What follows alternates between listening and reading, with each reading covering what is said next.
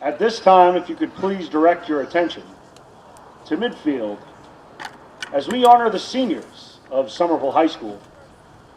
First, starting with our cheer squad.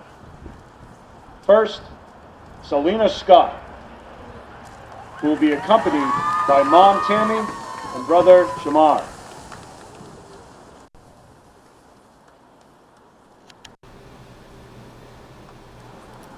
Next, senior Jacqueline Barry, accompanied by Mom and Dad, Diana and Pat, and as well as some other family members who has joined her tonight.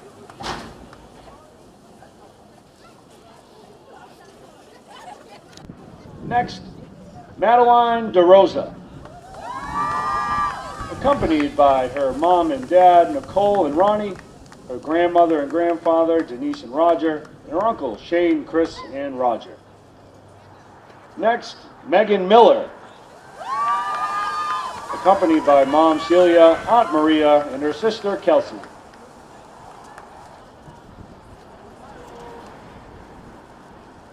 Next, Stephanie Montesinos, accompanied by Dad Carlos, Mother Maria, and cousin Karina. Next, Senior Captain Olive Abuipuna, accompanied by Uncle Gerald, Mom Mary, cousin Obi, brother Martins, and nephew Jaden.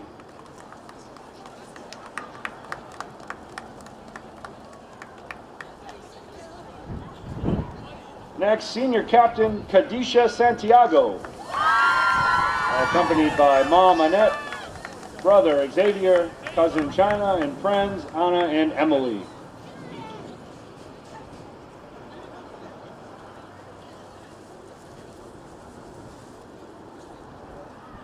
Next up, Senior Captain Diane Pierre, accompanied by Mom and Dad, Diana and Reggie, brother and sister Brian and Celine, and cousin Gunsley.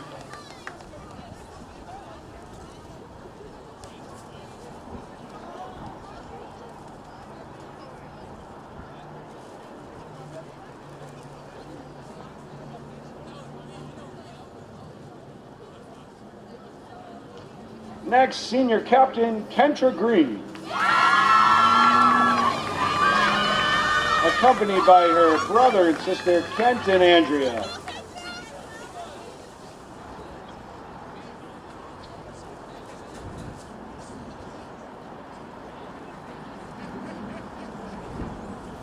And let's have one last round of applause for our senior cheer squad members.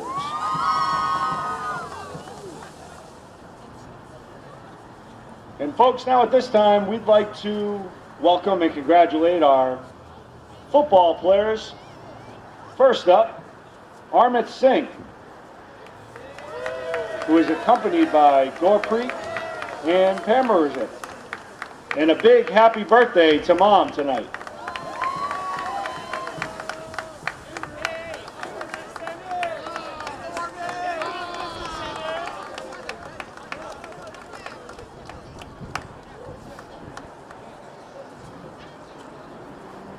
Next up, we have Fred Caston, accompanied by Sydney and Nazir.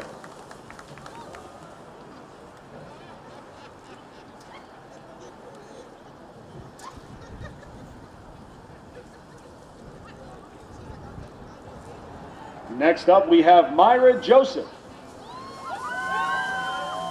accompanied by Henry, Craig, Jamir, and Benji.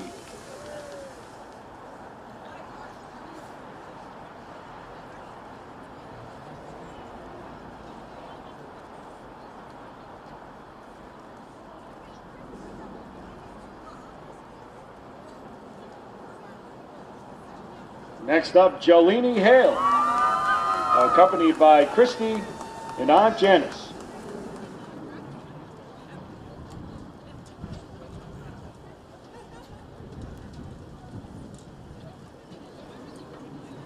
Next up, we have Y.D. Santana, accompanied by Mom Maria and Dad Hippolito.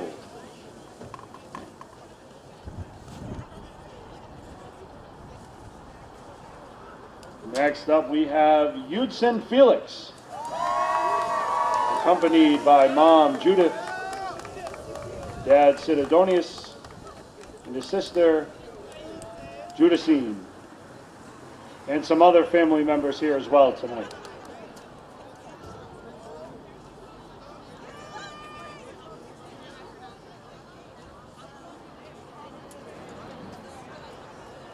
Next up, we have Lenz Pierre,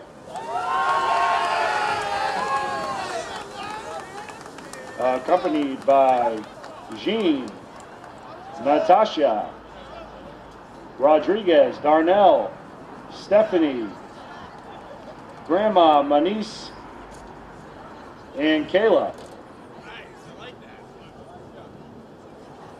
Next up, we have Mamahit Singh, accompanied by Manjit and Baljit.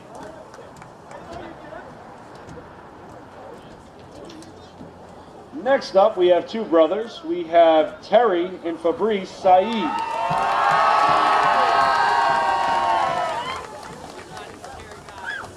Accompanied by Wyvis and their sister Elizabeth. Next up, we have Wood Zaire Kryaki, and accompanied by Alicia and Jasmine. Next up, we have Luis Montina, accompanied by Destina, and some other family members here as well tonight. And lastly, we have Kensley Antioni, who will be accompanied by his Somerville High School family here tonight.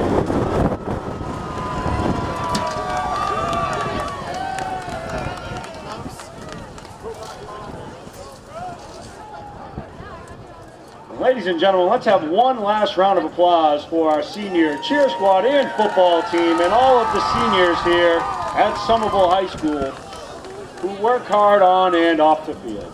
Thank you for all your time here at Somerville High School, and we wish you the best of luck going forward in your careers.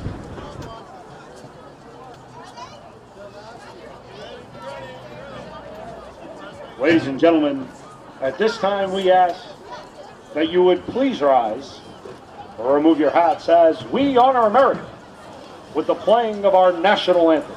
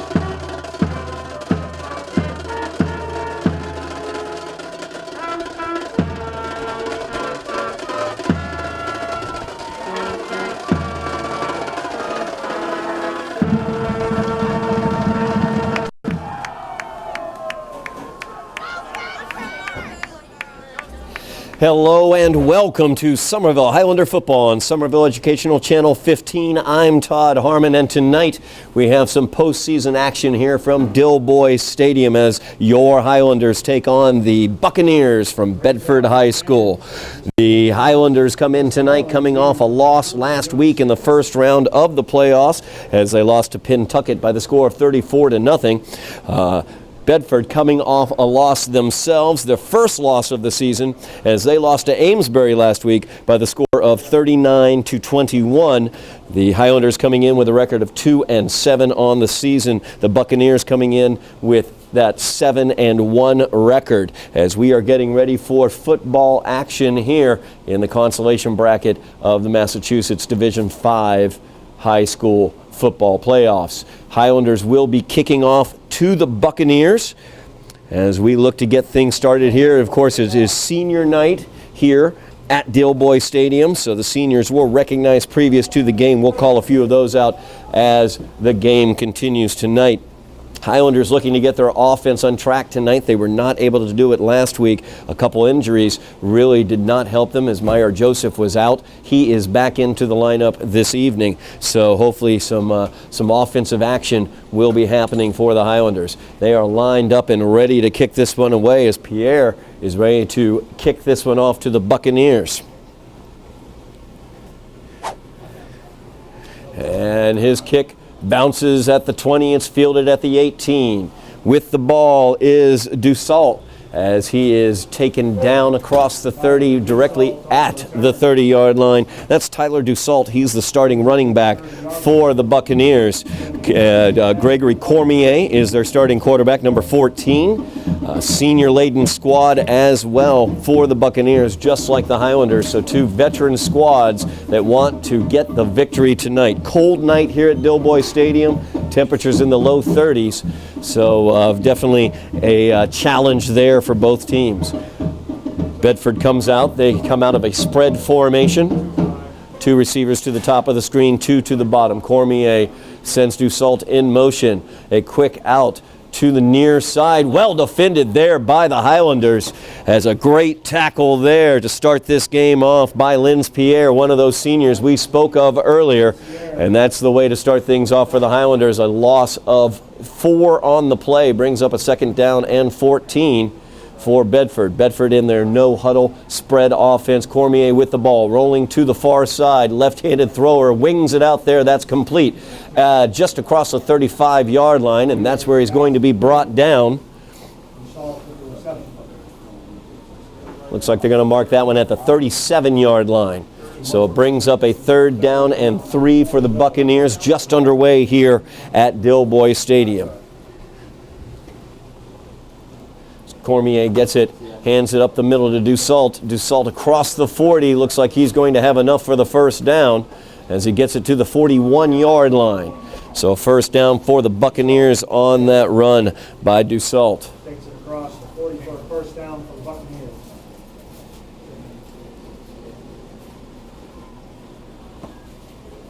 Bedford offense very quick. Cormier gets it, fakes it on the handoff around the near side, cuts the corner, and is taken down at the 46-yard line. A gain of 4 on that play brings up a 2nd down and 6 for the Buccaneers. This offense does not spend any time in between plays. They want to get moving as Cormier calls out the signals to his offensive line. Back for the snap. He has it.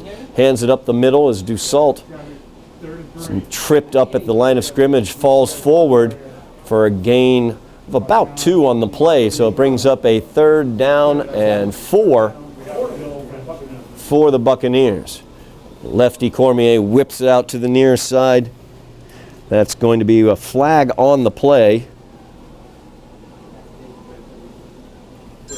We're going to see what's going on with that flag. And there was movement by the Buccaneer offensive line, so they will back it up 5 yards. Now a 3rd down and 9. Great opportunity for the Highlander defense to get their offense onto the field. 3 receivers at the top of the screen for the Buccaneers. It's Cormier changing up the signals now. He's got Dussault in the backfield with him. Back to pass, looking downfield across the middle. That one's ahead of his receiver, incomplete, through the hands of Waddy Santana, as he couldn't quite bring that one in. But that will cause the punt here, as the Buccaneers not able to get the first down. So the Highlander offense will get the opportunity here, their first opportunity of the game. Good defensive stop there by the Highlanders as they were able to stop this high-powered offense of the Buccaneers.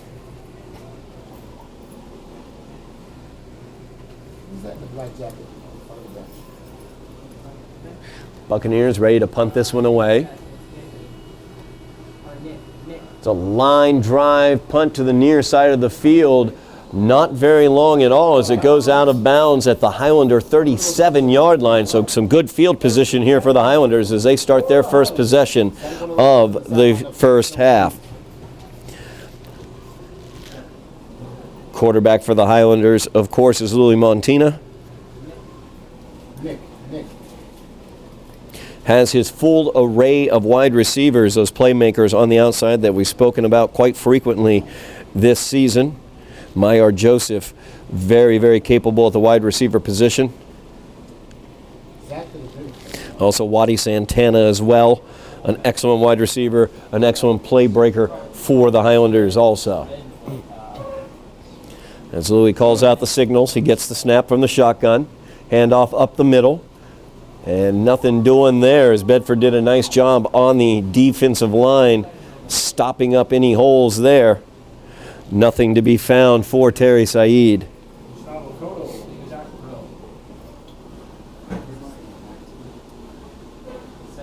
Highlanders now 2nd and 9 as they give Said a yard on that play. Said, an excellent running back for the Highlanders, shows great power, but also really good vision and patience as he tries to find holes through the offensive line. As Montina gets it, he'll hand it off to Said. Said goes to the far side, cuts it around the corner. Look at that speed as he gets across midfield, brought down past the 40-yard line into Buccaneer territory at the Buccaneer 37-yard line is where they're going to mark that one. A great run there by Terry Said. I talked about his patience, and he demonstrated it right there. He was able to wait patiently and find that hole around the far side of the offensive, or I should say defensive line. Sam is away from the monster back. That's him right there with the black socks. So 1st down and 10 for the Highlanders. Back. Oh, this was to Terry Said as well, around the near side. Good pursuit there by the Bedford defense as they were able to bring him down for a loss of 3 on the play. So it brings up 2nd down and 13 for the Highlanders. Joined right now in the booth by Eddie Maldonado, class of 2013 for the Highlanders, former Highlander football player. Also joined me in the booth the last time we were here at Dilboy Stadium. Eddie, great to have you here. Yeah, it's great to be back, Todd. Running a little bit behind, had to stop and, get a hot dog and some hot chocolate on this cold Friday night here, but it looks like we have, a great game ahead of us. And for the Highlanders, it's really, I went on the road last week with them. It's about putting everything behind and just hitting the restart button right here. As this time, Fred Caston trying to find his way through the defensive line there. Nothing doing, though, as that Bedford defensive line doing a nice job on that play. 2nd play in a row that they did a good job not allowing any holes. Gain of about 2 on the play brings up a 3rd down and 11. Yeah, last week, a tough week for the Highlanders. A lot of offensive injuries as well didn't help things on that front. Yeah, the offensive injuries definitely didn't help. A couple, mental errors here and there, but I think the biggest thing for them is just, forget about it, hit the restart button here, and it should be a great game and a cold one at that. So we'll see if the players came ready to play. And no doubt about it, both teams very disappointed in last week. The Highlanders with their loss, Bedford taking their first loss of the season against Amesbury. Big 3rd down here for the Highlanders, 3rd and 11, as Montina will pitch it to Said. Said trying to find some blocking out there, but nothing doing, as he's brought down just after a gain of 1, brings up 4th down and 10 for the Highlanders. Kind of in that gray area, Eddie, where you might want to go for it in this situation. Yeah, I think we're going to see him go for it as Slattery over here came to the sideline. He's talking to Coach Fenton, and it looks like they had a change of heart. Change of heart, yeah, absolutely. As the punt team coming on, Larson Pierre coming on to punt this one away for the Highlanders. 0-0 is the score. 6 minutes, 15 seconds remaining in the first quarter of play. As both teams have had offensive possessions and both teams have been forced to punt. The Highlanders coming out a little bit ahead in the field position battle if they can get this punt away. Tough snap there. Larson did a nice job just getting the punt away, and it'll roll down inside the 25. Trying to get a little help there. And touchdown at the 22-yard line is where they will spot it. So nice job by the Highlanders getting anything off of that after the poor snap. Yeah, all things considered, that was actually a pretty good snap. They got the lucky Highlander roll there off of that snap. So now here comes the defense. defense, like you said, offenses both had an opportunity to go at it. Both of them decided to punt ultimately, and now Highlander defense again, and we'll see if maybe they can force a turnover on this possession, you know? Bedford, a hurry-up offense, a spread offense. They don't spend any time in huddles. They ain't got time for that, is what they like to say. Cormier in the shotgun, joined by DeSalt in the backfield. The handoff is to DeSalt. A little shimmer, a little shake as he gets through that defensive line back into the linebackers down at the 30-yard line. He's a very elusive back, is DeSalt. Yeah, I was going to say, he looked a little sneaky there as he was able to find the hole. I couldn't really see it from up top here, but he found his way, and it was a great pickup for them. 2nd down and 2 now for the Buccaneers. 5.5 remaining here in the first quarter. Give is to DeSalt. A nice job defensively there. Thought he had him, but he didn't. Thought he had him wrapped up near the line of scrimmage, but DeSalt continued to move forward and get the first down across the 35 to the 38-yard line is where they're going to mark that one. He showed some sneakiness and some elusiveness again there. It looks like he might be a little shaken up there, Todd. Yeah, looks like maybe that left ankle got rolled or something on that play. So he was brought down. We'll see if they go back to him here. Cormier directing traffic in the backfield. He's got 2 receivers at the top of the screen, 1 at the bottom. And Cormier will keep it this time around the near side, trying to turn the corner. Instead, he'll go out of bounds at the 41 after a gain of 3. So good job there by the Highlander defense, stringing that one out and not giving Cormier much ground to get. That was a dead.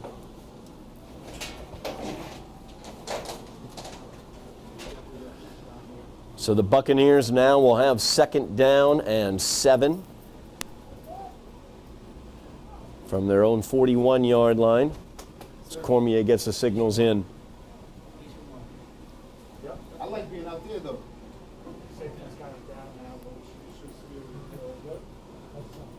It's Cormier back to pass. The lefty brings it to the near side. That's going to go across midfield for the first down and more into Highlander territory as he's brought down at the 46-yard line is where they're going to mark that one. Cormier, very quick release. He's a lefty quarterback. You don't see that a lot as well. So some adjustments there the Highlanders might have to make. Yeah, smart decision there. He quickly got rid of it, and that was a nice pickup there for the first.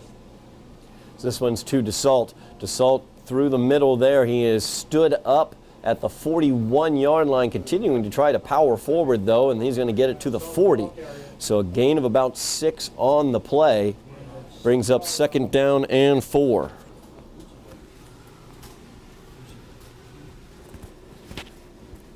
Yeah, Bedford just continuing to move the ball here. You really like to see the Highlanders sort of dig in deep and get a nice stop here on turnovers as they're in Highlander territory now. Cormier keeps on trying to move the Buccaneers, rolls out to the near side. The pass is complete. As he threw that one, it looked like to his fullback. Continues to power forward past the 30, down near the 25 to the 26-yard line. Yeah, that was definitely a fullback there holding the ball as he was rumbling and tumbling down the sideline there. Yeah, Zachary Poor with that reception for the Buccaneers. Timeout on the field. So we talked about earlier, I was talking about how disappointing last week was for the Highlanders. Maillard Joseph was out. Difficult day for the Highlanders offensively, but also defensively. Just a lot of things didn't go right. It's a good opportunity this week, though, to have another game coming up to concentrate on, move forward and away from last week, and hopefully that's what the Highlanders can do. Oh, yeah, it's a huge bounce back week for them here. I'm sure they had, a tough and good week at practice leading up to this, and I'm sure Coach Fendon was all over them. Like I said, a couple, mental errors here and there last week, but now I think they're ready to put this behind them. And here they have the perfect opportunity here to dig in deep and really get a stop and sort of, put Bedford to rest on this drive. Yeah, both teams really coming off of difficult losses. Bedford, their first loss of the season as they were upset by Amesbury at home. So they also are in a situation where they are trying to get that taste out of their mouth as well of a poor loss. 3:44 remaining here in the first quarter. Bedford moving down the field. They have it at the Highlanders 26-yard line. Give is to DeSalt. He avoids 2 tacklers, is finally brought down. Nice job by the defensive line holding their ground on that play as he gained only 2 yards on the play, brings up 2nd down and 8 for the Buccaneers. And I think that was the first time here on this drive that you really saw the defensive front close quick and just stop the running back before he could gain more than 2 there. Very quickly back, Cormier on the slant. That one's complete. Good accuracy on that pass as he gets it to the 15, continues rumbling forward as he's going to be brought down, it looks like, at the 12-yard line. So some additional yardage there just through power, basically. And so it's a 1st down for the Buccaneers from the Highlander 12-yard line. Yeah, yards after the catch were huge again on that pass. Another quick pass this time to his right on what looked like a quick slant there. So let's see if the Highlanders adjust and try to stop it here. And this time the give is to Dussault. He brings it off tackle, bouncing around past the 5-yard line. Actually, they're going to mark him at the 5-yard line. So it'll be 2nd down and about 2 from the Highlander 5-yard line. Quickly once again. This one's once again to Dussault. He's brought down. Nice job there by the Highlanders. As Linz Pierre right there taking care of business on the interior. One of those seniors, senior night tonight, of course, so obviously the seniors want to make things happen and get a good victory tonight. Yeah, you'd love to send the seniors off right here with a big win tonight. And it looks like they're actually going to go into the huddle here, Todd, for the first time and maybe in the game. I'm actually shocked. That's the first huddle we've seen from the Buccaneers. 3rd down and inches from the Highlander 3.5-yard line. He's got 2 backs behind him. Cormier is going to set up under center. The give is right up the middle. Lead blocker for Dussault, and he is in for the touchdown. A 3-yard plunge there, and the Buccaneers have taken the opening score. Yeah, good drive for Bedford there. They sort of took it all the way from their own 25-yard line around there, mixed in a couple runs and passes, quick slants, and running it up the middle, and they were able to, punch it in there for the touchdown. Bedford going for 2. Interesting formation they have. Center's in the middle of the field, and the pass is complete. That was, as we referenced the number, Jake Morrison, who's the sophomore backup quarterback who made that throw. So Bedford now leads 8-0 with 1:45 remaining here in the first quarter. Yeah, interesting formation there. I think it looked like they were going to kick the extra point, but they caught the Highlanders in some sort of confusion there. So instead, I guess, decided to go for 2 based off that snap. And hey, great play for Bedford there. Yeah, they had the entire offensive line except the snapper offset to the left on the near side hash, and then the snapper with Monroe right behind him, or Morrison, I should say, right behind him, set up in a shotgun, but you really didn't see it as such because, well, he was just behind one guy. Yeah, a little trickery. I've seen it before, but I feel like you don't see too many teams do that often anymore. Absolutely. Teams are adjusting, but they caught him there. Well, and that's one of those plays that probably is not going to work the remainder of the game, but you can use it in that situation. Yep. So the Buccaneers will be kicking this one away to the Highlanders. Highlanders trailing by the score of 8-0 after the about 80 or actually 78-yard drive for the Buccaneers.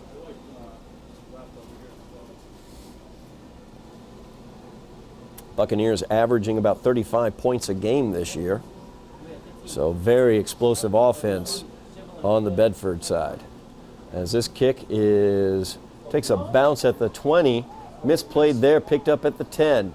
Coming to the near side, trying to cut the corner, and he does.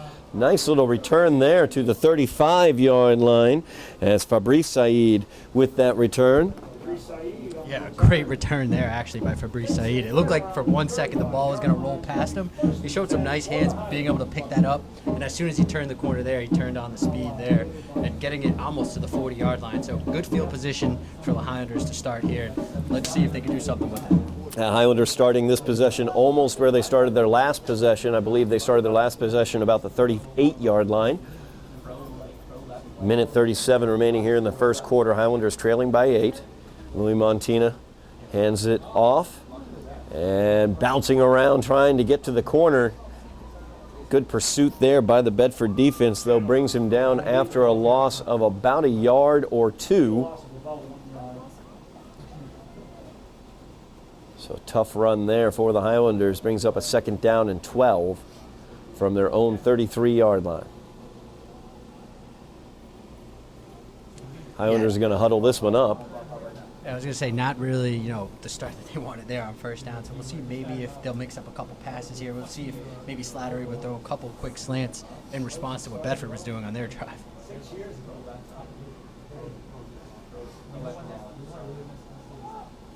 The give, once again, right. Good tough running right there as Terry Saeed was able to push that one forward, gain about 7 yards on the play. So a nice job there by Terry Saeed as he's able to gain some extra yardage there with the power of his legs, and his desire brings up, though, a 3rd down and 6 for the Highlanders. Yeah, great run by Saeed, and we can't say enough about his strength and sort of the power that he brings in the Highlander backfield. So now here we go with 3rd down, and we'll see what the play call is.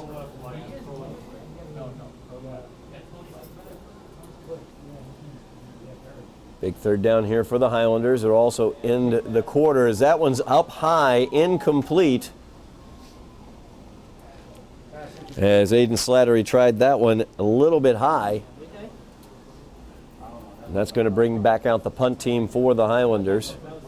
7.7 seconds remaining here in the 1st quarter. A night like tonight, cold weather out there. Difficult to get a grip on that football and be able to throw it with great effectiveness in a situation like that. Yeah, it doesn't feel good on the wide receivers end. Once that ball is coming at you at full speed, and even with the gloves, you can still feel it. So the cold, could be a factor in any part of this game here. Larson Pierre in to punt this one away. Better snap this time, but I believe they got a hand on that one. Very, very short punt. It's going to take a nice Highlander roll, though, as it goes across midfield, and it's down at the 47-yard line. As Darnell Pierre downs that one. And that's going to be the end of the quarter. A very short walk as they just have to go from 147 to the other 47-yard line. But the Highlanders trailing 8-0 here after 1 quarter of play at Dilboy Stadium. Highlanders need to find a way to get that offense moving. They do have those offensive game breakers on the outside in terms of their wide receivers. Terry Saeed, a very effective running back as well. Just have to find a way to get that offense on track, though. Yeah, definitely. And like you said, I feel like the Highlanders have that big play ability offensively. And it starts sort of with Terry Saeed coming out of the backfield. Then you also have Fred Casting maybe trying to get him a little bit more, on some jet sweeps and stuff like that. So we'll definitely see more of those explosive players have the opportunity here in the 2nd quarter. And then I guess defensively for the Highlanders, you just want to see them dig deep here. And, if they can get a stop, get the ball back to their offense, make sure that their offense doesn't get too cold sitting on the sideline there. Highlander defense back out on the field for the 3rd time this game. They were able to stop the Bedford offense on their first drive, but the Buccaneers able to drive it about 75, 78 yards for a touchdown on their last offensive possession. Bedford, a very challenging offense. Senior Layden Cormier, senior quarterback back there. As the give is to Dussault. Great job defensively there by the Highlanders as they had penetration into the offensive backfield and were able to bring him down for a loss. Yeah, great job there. There was a couple of Highlanders in on the play. I think Eugene Felix was one of the major ones that was able to just close that down before anything really happened there. So 2nd down and 10 now for the Buccaneers. 1 receiver at the top of the screen, or 2, I should say, at the top of the screen, 1 at the bottom. So they get the play in now to Cormier.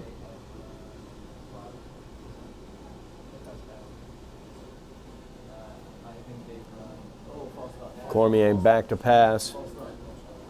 Looking down the far sideline, incomplete, led him just a little bit too much. Looked like there might have been a little bit of movement on the line previous to the snap there, but no flag on the play. Yeah, that was definitely interesting. It looked like the running back had moved or motioned before the ball was even snapped. I'm surprised there wasn't a false start call there. Yeah, we were looking for that actually, but didn't see it. Adam Laguerre is who that pass was intended for, but nothing doing there. So brings up a 3rd down and 10 now. Good opportunity here for the Highlanders, setting up a 3rd and long. Yeah, big opportunity for them here, and you can see they have 3 wide receivers to the right, so we'll see if it's going to be a pass play. That's what you would think here in a 3rd and long. 3 receivers to the near side, 1 to the top of the screen. Cormier, of course, a left-handed quarterback. As he's flushed out of the pocket, pass is complete to Dussault. Trying to find some room there, looking for the 1st down. We're going to see where they mark this one. They're going to mark him short of the 1st down at the 45-yard line. So that will bring up a 4th down and 2 for the Buccaneers. Yeah, it'll be interesting to see where they place it here, and that'll definitely be a factor in whether they're going to go for it or not. I mean, right now the offense for Bedford is on the field, so you would think they're definitely going to go for it. It's in that gray zone, as we mentioned before. Absolutely. Go for it. I don't know what conversation we have going on. We have a flag was down. A holding is actually going to be the call against the Buccaneers. We're going to see where that hold took place because it would be 10 yards from the point of the foul. And it looks like the hold took place right around where he was tackled. So they're going to back it up 10 yards.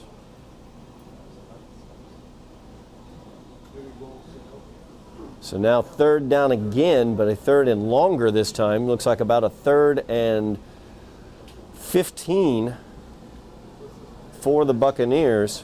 See what they have in the playbook here for a 3rd and long like this. Of course, on that last play, Cormier was pressured a little bit with a nice rush up the middle by the Highlander defense. Was forced out of the pocket and forced to throw that one to Dussault underneath. Yeah, I'd be surprised if we saw a run here. You would think it's going to be almost an identical pass play in this 3rd and long. It's Cormier rolling to the near side, looking downfield. He whips that one down there, trying to find his man on the sidelines. Flags down on the play in the offensive backfield, and that pass is incomplete. See what this flag is going to be. Pass was, I believe, intended for Jones. Yeah, but it looks like we're going to have a holding call against the offense there again.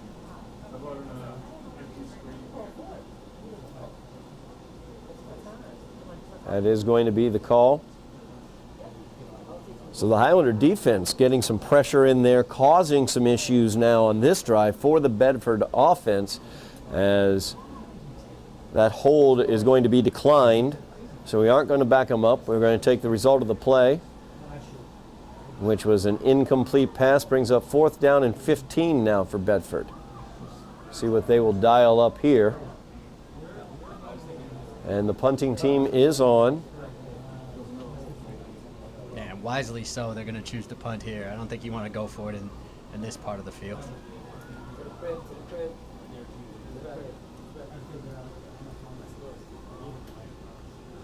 High snap, fielded nicely. Line drive, punt. And it'll be down at the 25-yard line. So the Highlanders will take over there at the 25. And just when we were talking about the defense and trying to get a stop there, they answered, and they did a good job, like you said, getting pressure on that drive, ultimately forcing the punt there. Now it's the offense's turn to sort of return the favor for the defense, getting that stop. Absolutely. Give that defense a little rest over here on the sideline. Offense needs to have a nice drive here. 10-14 remaining in the half. Highlanders trailing by 8-0. So Highlander defense, or offense I should say, did not score last week, so they want to get into that end zone. Aiden Slattery at the quarterback position for the Highlanders. Young sophomore quarterback, back to pass, looking to the near side. Pass is incomplete through Meyer Joseph's hands. Brings up 2nd down and 10 for the Highlanders. There it is again, sort of what I was mentioning to you before, Todd. When the weather's this cold, you know when the ball's coming to you, it kind of hurts a little bit. So it sort of went through the hands of Meyer Joseph there. Be interesting to see if if that'll play a factor going forward. I mean, Bedford was doing a good job catching the ball a little bit, but as the game goes on, it's going to get a little bit more and more colder. So we'll see how they feel when that ball hits their hands. Yeah, absolutely. Absolutely. That ball gets hard out there, and it's really hard against the hands. Second down and 10 now for the Highlanders. As the give is to the far side, looking to turn the corner, but nothing doing there. As Bedford had that one read well. No gain for the Highlanders, brings up a 3rd down and 10. Yeah, Terry Said looking for a hole there, but really there was nothing but bad news once he turned the corner there on the right side. They are going to give him a yard on that play, so it's going to be 3rd down and 9 for the Highlanders.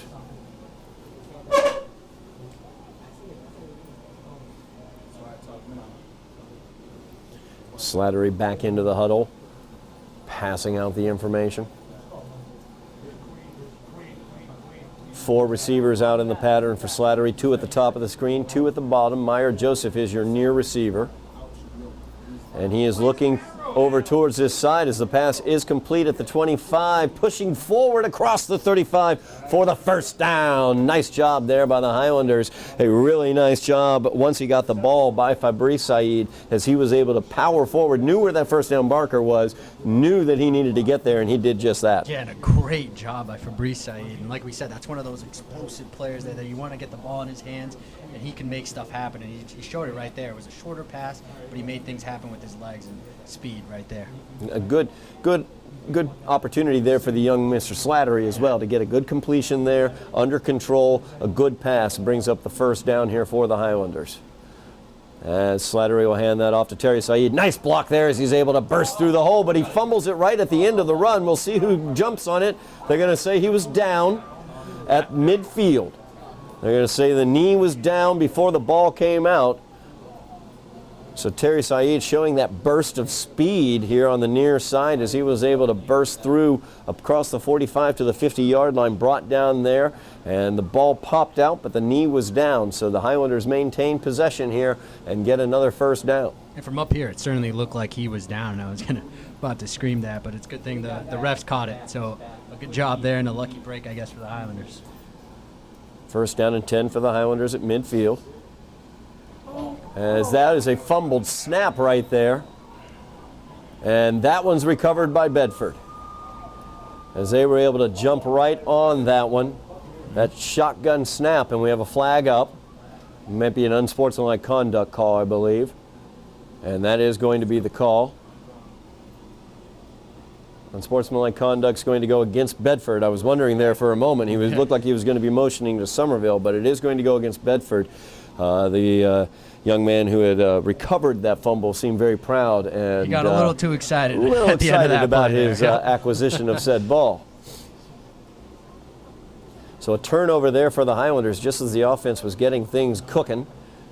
That's a disappointment. We're going to back it up 15 yards, though, against Bedford, so at least it will be back in Bedford territory where they will start their offensive possession.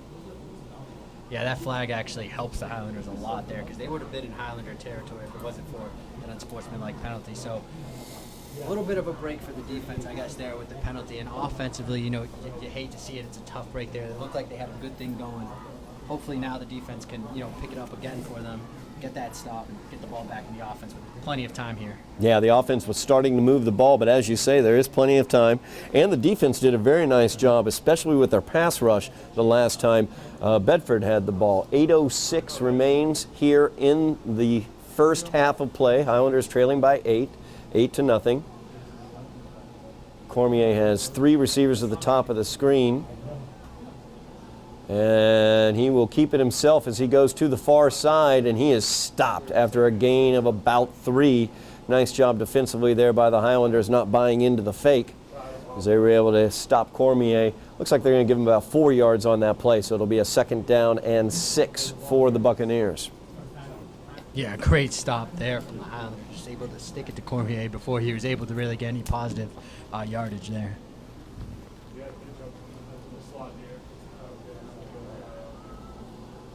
Cormier calling out the signals. They're going to change things up, it looks like.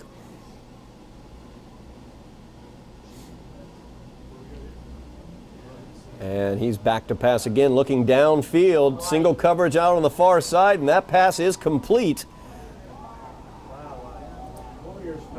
And it's complete all the way down. A flag coming in late. looks like it's going to be a late hit on sportsmanlike conduct against the Highlanders, as Waddy Santana hit the man who made the catch. Yeah, but on that play there, Todd, it almost looked like Waddy didn't mean to hit him there at the end of the play. It almost like he thought the play was still going on. Exactly. A little accidental bump at the end, but they are going to call that personal foul. Yeah. Yep, they called that a personal foul. He was down, not through contact necessarily. He had gone down on the ground. I don't know whether Waddy saw that. He might have been turned around at the time, came back looking to make the tackle, realized at the last second possibly that a tackle wasn't necessary, that he was already down, having had his knees down, but still made contact with the player, so he did get the personal foul. So Bedford basically received back their 15 yards right there. Yep, and that was a tough one there. You hate to see it. And I guess defensively, you don't like it. You like to be a little more physical, but you got to deal with it here. Now, hopefully, the Highlanders are able to, dig their cleats in and get a stop that they need. Yeah, the Buccaneers are going to have it at the Highlander 13-yard line after this timeout. 7:18 remaining here in the first half of play. Highlanders trailing 8-0.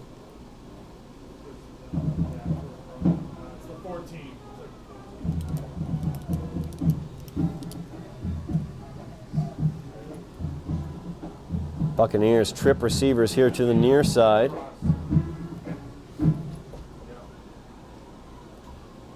Cormier will keep it himself as he comes to the near side. Nice pursuit and tackle there, as Fabrice Said did a nice job defensively there, being able to bring him down by himself, but it was a gain of at least, let's see here, it looks like a gain of about 5 on the play. So 2nd down and 5 for the Buccaneers. Yeah, big gain there for them there on 1st down. And that's going to go as movement against the offense. False start, so they're going to back it up 5 yards. Buccaneers like to get going. They don't mess around. They just want to get up to the line of scrimmage and get it going. And a situation like that. Yeah, and like you mentioned, I think they come in and averaging 35 points per game, and big reason why is that no huddle offense that they have. Catching defenses while they're still a little bit tired here. Might have caught their own player in that situation, though. Now trip receivers at the far side, stacked up, bunched up. See how they come out of this. 2nd down and 10.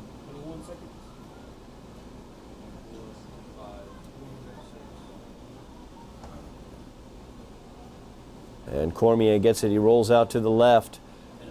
And that pass is complete. Knocked out of bounds, but I believe he might have gotten enough for the 1st down inside the 5-yard line. So the Buccaneers will have it 1st and goal. Yeah, it looked like a Highlander almost had him for no gain there on the play, but he was still able to pick up the 1st down. But a great hit, able to stop him there before he got into the end zone at least. So hopefully the Highlanders can get a stop here. Keep that same bunch package on the far side, and this time it's just going to power forward as Cormier just keeps it, leans forward into the end zone for the touchdown. So the Buccaneers get their 2nd touchdown of the game and take a 14-0 lead pending the extra point or 2-point conversion, whichever they prefer to try. Yeah, we'll see what formation they come out with here. It looks like a normal formation to start, so they're definitely going to kick the extra point. You would think. You would think.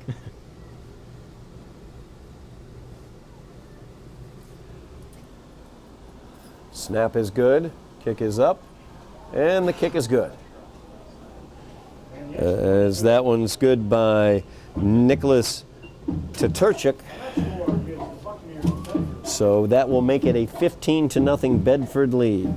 Yeah, and I think the biggest thing on that drive was the Bedford just showing off their sort of no-huddle offense and really sort of catching the Highlanders sort of in a dull and catching them sleeping a little bit there, and they were able to punch it in right there from the 1-yard line, basically. So the Highlanders now trailing 15-0, 5.5 minutes remaining here in the first half of play. The Highlanders did kick off to start this game. They will be receiving the second half kick. So an opportunity here for the Highlander offense. They were beginning to move the ball that last possession before the turnover. Let's see if they can keep hold of the ball, take good care of the ball, not turn it over, and continue that offensive movement that they were showing in that last possession. Absolutely, Todd. And like you said, they had good momentum going, so you sort of like to see that again. Maybe run sort of some of the same plays that they were running. You know, they mixed in some of those quick passes and then getting it to their playmaker, Terry Saeed, and just have them gash this defense.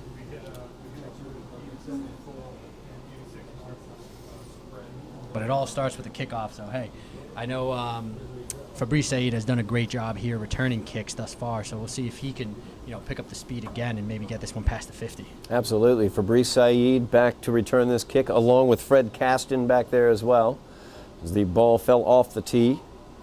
So not only cold, but also windy tonight. That doesn't help matters any as well. Yeah, but they call that football weather, Todd. So That's exactly correct. There's no complaining.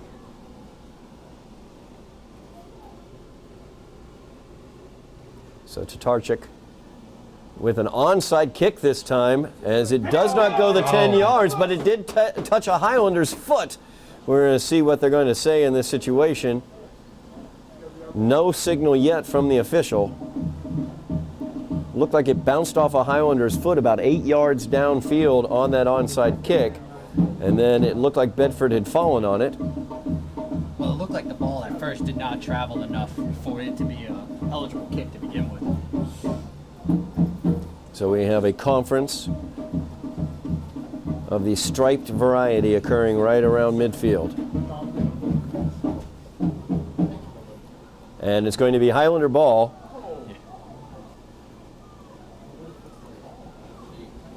So the Highlanders will get this one. We're going to see where they mark this one. They're going to mark it at the Bedford 47-yard line, I believe. Yeah, so it turns out being a lucky and good break there for the Highlanders. It looked like a Highlander may have touched it. Yeah. But maybe what the refs were discussing there was the ball didn't travel far enough, and it may have touched a Bedford player first. So as soon as it was touched by them, the play is basically dead at that point. Right.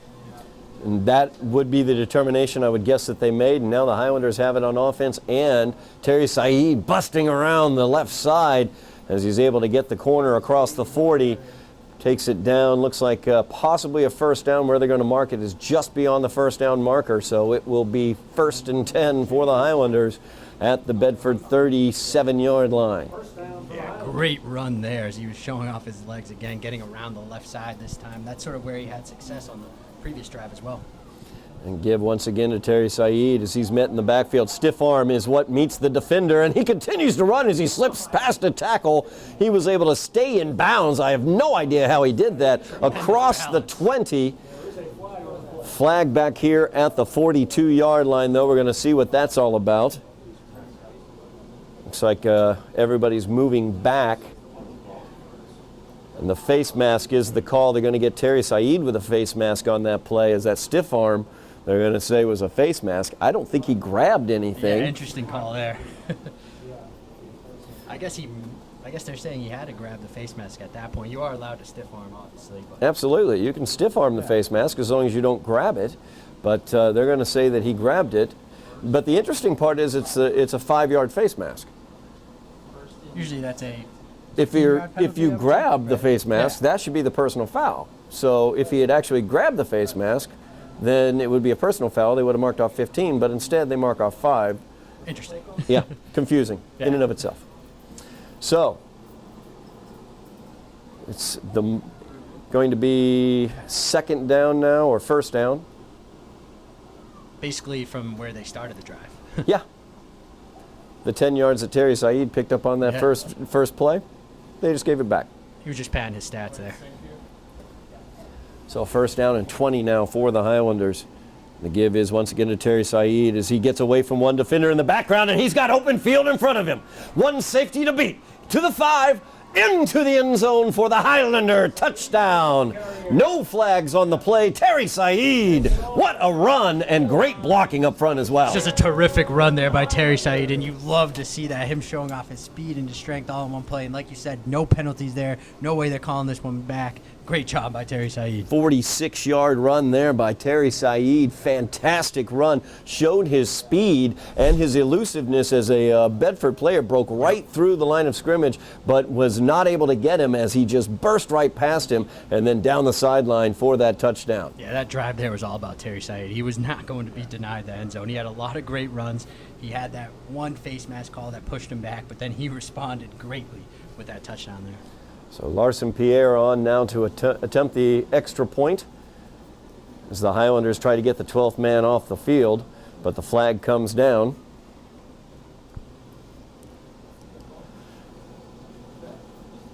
We're going to see what they call.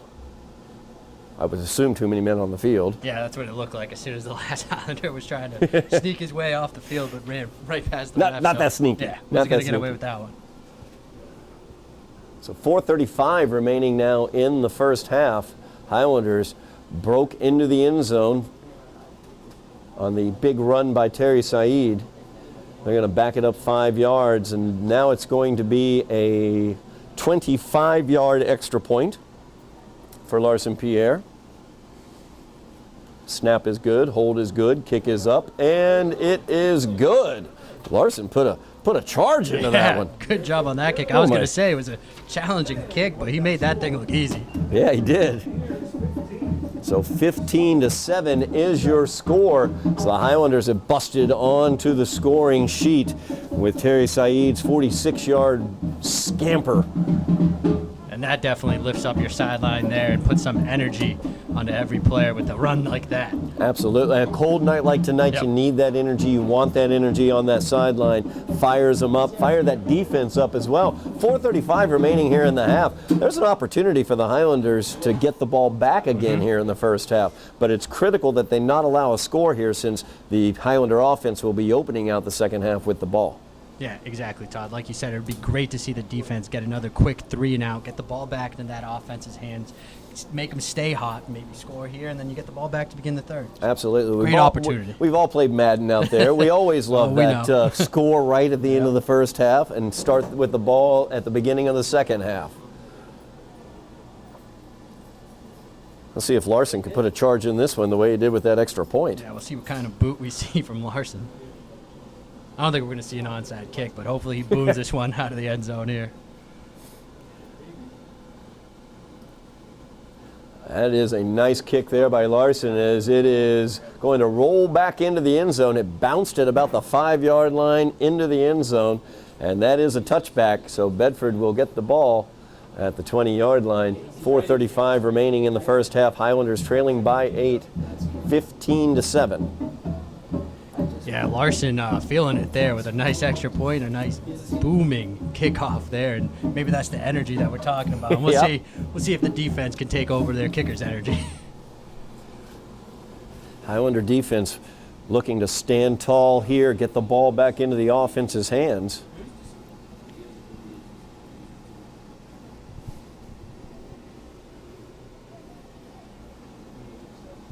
.435 remaining in the first half of play. Highlanders trailing by 8. Cormier back in the shotgun. He'll hand it off to Dussault. Dussault tripped up at the line of scrimmage and brought down after a gain of 5.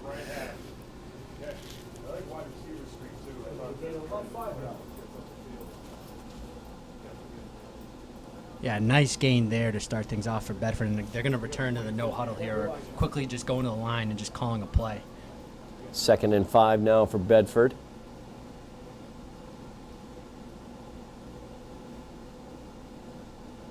Cormier changing things up, gets a new play call in, changes his protection as well. And he'll fake the handoff, play action as he rolls out to the far side, just too far ahead of his receiver as he was looking for Charles Naylor on that play.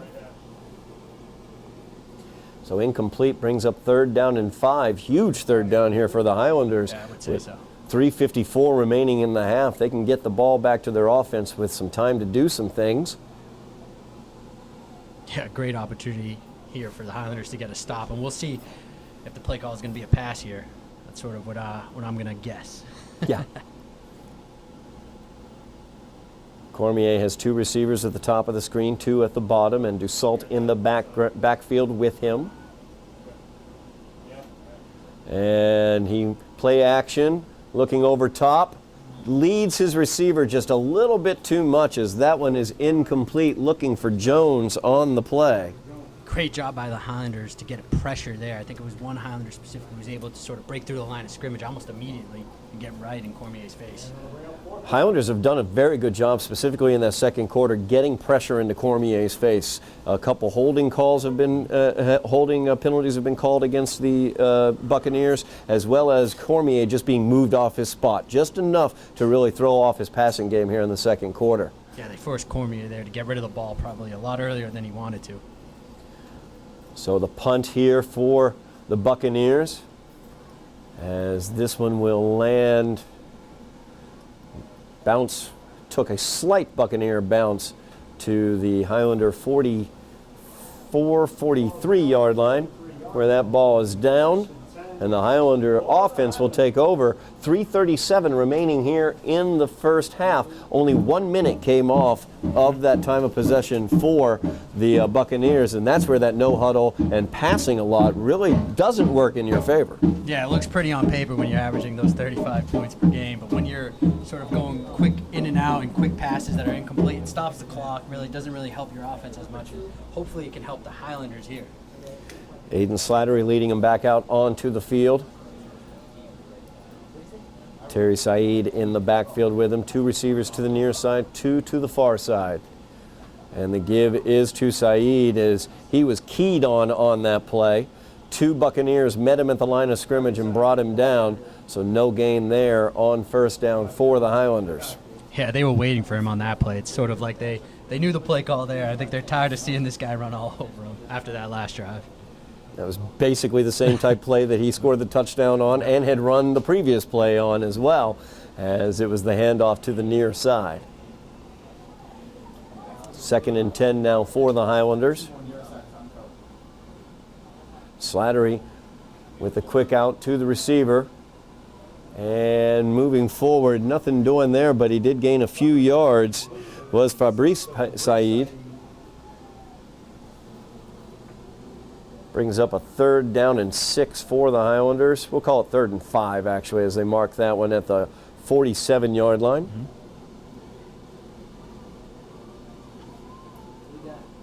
Yeah, 3rd and 5. It's going to be interesting to see what the call is here. You can really do anything on a 3rd and 5. You know, go for another quick pass or maybe hand it off to Said and watch him run again. Said not in a position to run in this situation, but the jet sweep might be an offing, and it was, as Fabrice Said gets it, bounces away from 2 tacklers, but they had that one read, and 3 Buccaneers were right there ready to bring him down. He was able to slip past a few of them, but not all of them, and he's brought down for a loss on that play of about 4. So it brings up 4th down and 9 for the Highlanders. 2 minutes remaining here in the first half of play. Yeah, it looked like the Buccaneers were really ready for the run there, and they brought the pressure and got into the backfield and didn't really, let that play develop there. Clock will continue to run as the Highlanders will let this clock run as much as possible, not giving the Buccaneers much opportunity time-wise with their offense. And Pierre gets the snap. Punt is up, and it is tipped. It did take a small Highlander bounce across midfield, and it's going to be downed at midfield as it spun back. So partially blocked on that punt, 1:27 remaining, and the Buccaneers have it in great field position at midfield for their offensive opportunity here to end the first half. Yeah, again, I think that's the second sort of tipped punt there that the Buccaneers are able to get their hands on and give their offense good field position. But if things go the way it's been going the last 2 drives, I think the Highlanders can get a stop here and then go into the half pretty happy with what they've done so far. Key to that is they have to make the stop. 1:27 remaining. Very explosive offense for the Buccaneers. Cormier has 2 receivers at the top of the screen, 1 at the bottom. And the give is to Dussault to the near side, and he has room to roam as he's wrapped up. Nice job in the open field defensively there as he was brought down by Fabrice Said, but that was after Dussault was able to get a first down. Yeah, it almost looked like he was going to break it there if it wasn't for Fabrice Said. He was sort of the last man standing, and a great job to get that tackle and stop him before he could do any more damage. Yeah, he was able to corral him, not let him run out of his tackle, keep him held, and basically brought him down. So Fabrice, a great job, maybe a touchdown-saving tackle there here late in the first half. 1:18 remaining in the first half. Timeout on the field as Bedford has taken the timeout. Change in the Massachusetts high school rules, only 3 timeouts per half per team. Fewer timeouts than they had previously. I'm not totally sure what the total number was that teams had last year. It might have been 20. It felt like Yeah, 20. it definitely did. Honestly felt like 20 sometimes. They got a good, smart play here by Bedford to call that timeout, sort of regroup, reset, and then get ready to sort of try to score is what they're going to ultimately do. But it also helps the Highlander defense. Them going back, resetting, regrouping, and we'll see what they're able to do. Hopefully they can get the stop that they need here and go into the halftime. 1:18 remaining in the half. Bedford has it at the Somerville 35. Screen pass, and Dussault has it. He's got blockers in front of him, and he is brought down after a gain of about 8. A nice adjustment there by the Highlanders on the fly. And Dussault, a senior, not necessarily thinking in that situation, cut it back to the inside, could have gone out of bounds and saved the timeout. Instead, he stayed in bounds, and the clock will roll. Yeah, he was certainly thinking touchdown, but a great job by the Highlanders to get a stop there. And 3rd down and short here. They're going to run it forward and just keep going. Cormier just didn't stop on that play. So that one's going to go for the first down to the Highlander. Where did they mark that one? At the 16? No, they're marking it at the 19. Yep, looks like the 19-yard line there. Timeout on the field. Bedford takes another timeout. 44.2 seconds remaining in the first half. Highlanders trailing by 8, looking to keep it at that 8 so they can get the ball into their offense's hands starting off the second half of play. Yeah, and Bedford kind of has to be a little smart here with what they're going to do. They're down to that 1 timeout. As we mentioned, there's 3 per half. They already used 2 on this drive here, 44 seconds to go. It'll be interesting to see if the Highlanders do stop them, if they elect to go for it, or if they're going to try to quickly get the field goal unit onto the field. Bedford's been effective running the ball here on this drive, had some nice running plays like that one by Cormier there, or the short passes. But the thing about those is those keep the ball in bounds, and the clock will roll after they move the chains if they were to achieve a first down. So something Bedford needs to think about in terms of clock management in this situation. They're going with that bunch formation on the far side once again. Highlanders need to be aware of the receiver breaking out immediately. As Cormier looks for him, it's not there, but he does have the man in the end zone, and that is in for a touchdown. As Jones comes away with that touchdown. So 23-yard touchdown pass there for Cormier. That bunch formation on the far side is causing the Highlanders some difficulties there. Kind of an option that Cormier has as he rolls out there. He can see everything in front of him and make a selection. Yeah, I think the Highlanders there defensively, they were sort of thinking quick pass, as so were we. Yeah. And Jones able to break away and get some separation from the cornerback and score there. We have a flag down on the extra point.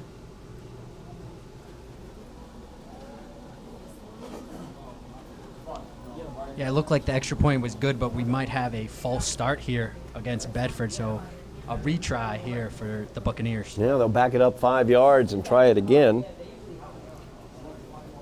Right now, 21-7 is the lead for Bedford, pending the extra point. Set it up for a 25-yard extra point attempt now for Tatarchik. Hold is good there by Morrison, but it's blocked by the Highlanders. Great job there. As Montina gets in. Yeah, great job by Montina. Yeah. He got right in there. And I think it had to do there with, first off, with the high snap, and the placeholder wasn't able to get it down quick enough. And great job, Montina, saving a point here for the Highlanders. Now Louis gets in there, gets his hands on it, blocks it, so it makes it 21-7. 36.2 seconds remaining here in the half. Now the Highlanders have a couple of timeouts remaining, I believe. I think they may have 2 timeouts left here. So we'll see what Coach Fenton wants to do in this situation, if he wants to open up the offensive playbook and see what might happen. It all could depend upon what kind of return they get on this kickoff. Yeah, definitely. We'll see what kind of return they get here to start, and then we'll see if Coach Fenton sort of wants to open up the offense and maybe get some deep throws to his playmakers with 36.2 seconds, like you mentioned, and I believe 2 timeouts here for the Highlanders. Caston and Saeed back deep for the Highlanders. Tatarchik looking to kick this one away for the Buccaneers. Buccaneers leading in this one by 2 touchdowns, 21-7. As Tatarchik's kick is towards the sideline, it's going to go out of bounds. So the flag goes down.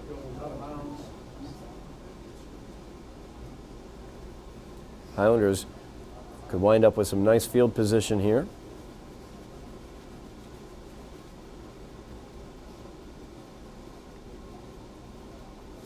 So in this situation, 36.2 seconds left, down by 2 touchdowns. Highlanders will get the ball at their own 35-yard line.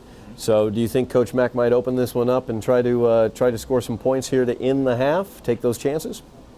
I think he's going to see what happens here on first down. I mean, we might see, don't be surprised if you see a run by Terry Saeed here on first down. See how much he's able to gain, then call that timeout, and then see if you can open it up with some quick passes.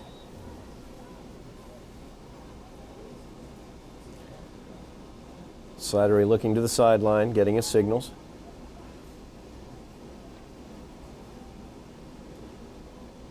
And he will throw this one as he goes on the out, incomplete. Looking for Fabrice Saeed on that play. Pass incomplete. Fabrice Saeed.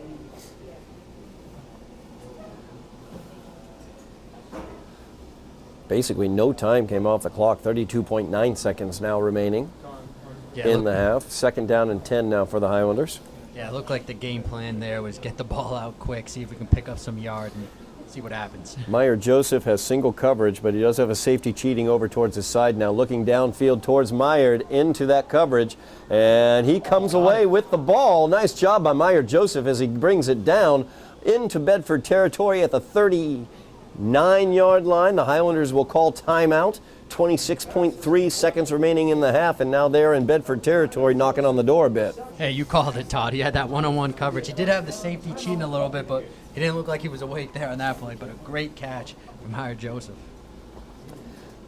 Meyer Joseph, the playmaking wide receiver, they just didn't have him last week, and things, just snowballed against the Highlanders. But showing what he can do in that play was Meyer Joseph, as he was able to come away with that ball. Basically, kind of looked like he was playing basketball and boxing out. Yep. As the defenders, he was able to keep him on his back and was able to get the ball. As Slattery, I should say, was able to get that ball in. Yeah, nice pass actually by Slattery there, as he gave him the opportunity to box out and jump up and catch that pass. And at the end, it almost looked like he was fighting for possession there with the cornerback. But a good job. So the Highlanders here, 1st down and 10 in Bedford territory at the 38-yard line. As Slattery back to pass, looks to Joseph. He has it complete, goes out of bounds at the 30-yard line. So a gain of about 8 on that play. 22.3 seconds remaining in the half. The Highlander offense continuing to move the ball. And a smart decision to get out of bounds there and stop the clock and sort of save, I think, their last time out. 2nd and 2 now for the Highlanders. Joseph, the single receiver at the bottom of the screen. 3 receivers at the top. Slattery back to pass, looking once again to Joseph. Joseph catches it, and he is tackled out of bounds at the 23-yard line. Good enough for a 1st down, and that's going to be a flag thrown. It looks like maybe they're going to get Meyer Joseph on that one. Could be an unsportsmanlike, I think. Meyer not happy with the call at all. Yeah, it looks like he's complaining, saying he didn't do anything there in that play. The ball was, they were out of bounds at that point, so it's definitely going to be a personal foul on somebody. or unsportsmanlike, like you said. Maybe the official heard something or felt he was blocking the defender from moving. I'm not totally sure, honestly. There's quite the conversation going on now. And they are going to call the unsportsmanlike against the Highlanders. 16.8 seconds remaining here in the half. That's a very disappointing situation as the Highlanders had just gotten a first down. Now they're going to back it up 15 yards. Offensively, the Highlanders continuing to come over to Meyer Joseph. Don't forget Waddy Santana out on that far side in terms of a receiver. He and Fabrice Saeed also on the far side in that trips package over there. So if they can lull Bedford into thinking it's always going to go to Meyer, a little pump fake to the near side, turn around, throw it to the far side, and something might break open. Yeah, great idea there. They have playmakers all on this wide receiving core here.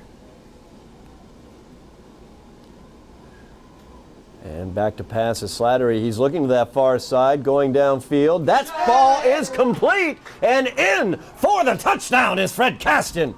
Big Highlander touchdown on that play. Way to bounce back from unsportsmanlike conduct, getting a huge touchdown like that for the Highlanders. Yeah, great job. And you called that one there. You were saying right as soon as they were going to pay too much attention to Meyer Joseph here on that side, they went to the other one. What happened? Touchdown. Absolutely. A beautiful play by Slattery. Put enough air underneath it so that Caston could just run underneath that. And there was no safety help because that safety help was on the near side looking at Meyer Joseph. So the Highlanders looking to cut this one to a 7-point Bedford lead with 9 seconds remaining in the half. Snap is good, hold is good, kick is good. And the Highlanders trail now by the score of 21-14. A huge touchdown there to end the first half of play. And the Highlanders right in this game. Yeah, that is huge for them. It's going to bring up their momentum and their energy going into the locker room here. And it's exactly what the doctor ordered here. Now only down a touchdown, and the offense is hot. And hopefully, like we've been saying, they're getting the ball at the beginning of the third. Hopefully they stay hot and good things to come. Absolutely, no doubt about that. 9.1 seconds remaining in the half. Not much time for Bedford to do anything as long as the Highlanders can execute here in terms of special teams, not allow any sort of return or anything. It looks like they will be opening the second half with the ball down by only a touchdown, and that's pretty much the best situation you could have hoped for when the Highlanders took over with about 2 minutes remaining, or might have been under 2 minutes. Yeah, I think it was. It was not a lot of time at all, and the Highlanders able to turn that into 7 points. So a great job there by the Highlanders, and Aiden Slattery finding Fred Caston on that play. Yeah, great passes on that drive by Aiden Slattery, and that was sort of able to get the ball in the end zone because of the way he was able to place the ball to his receivers there.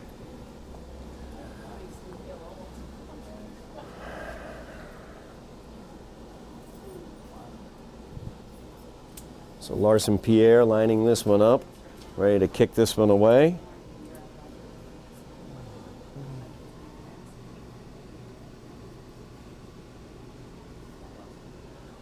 And this one's another nice kick. It's going to bounce at the 12, be misplayed. It's finally grabbed at the 5. And across the 20 to the 25, down the far sideline, flag down on the play.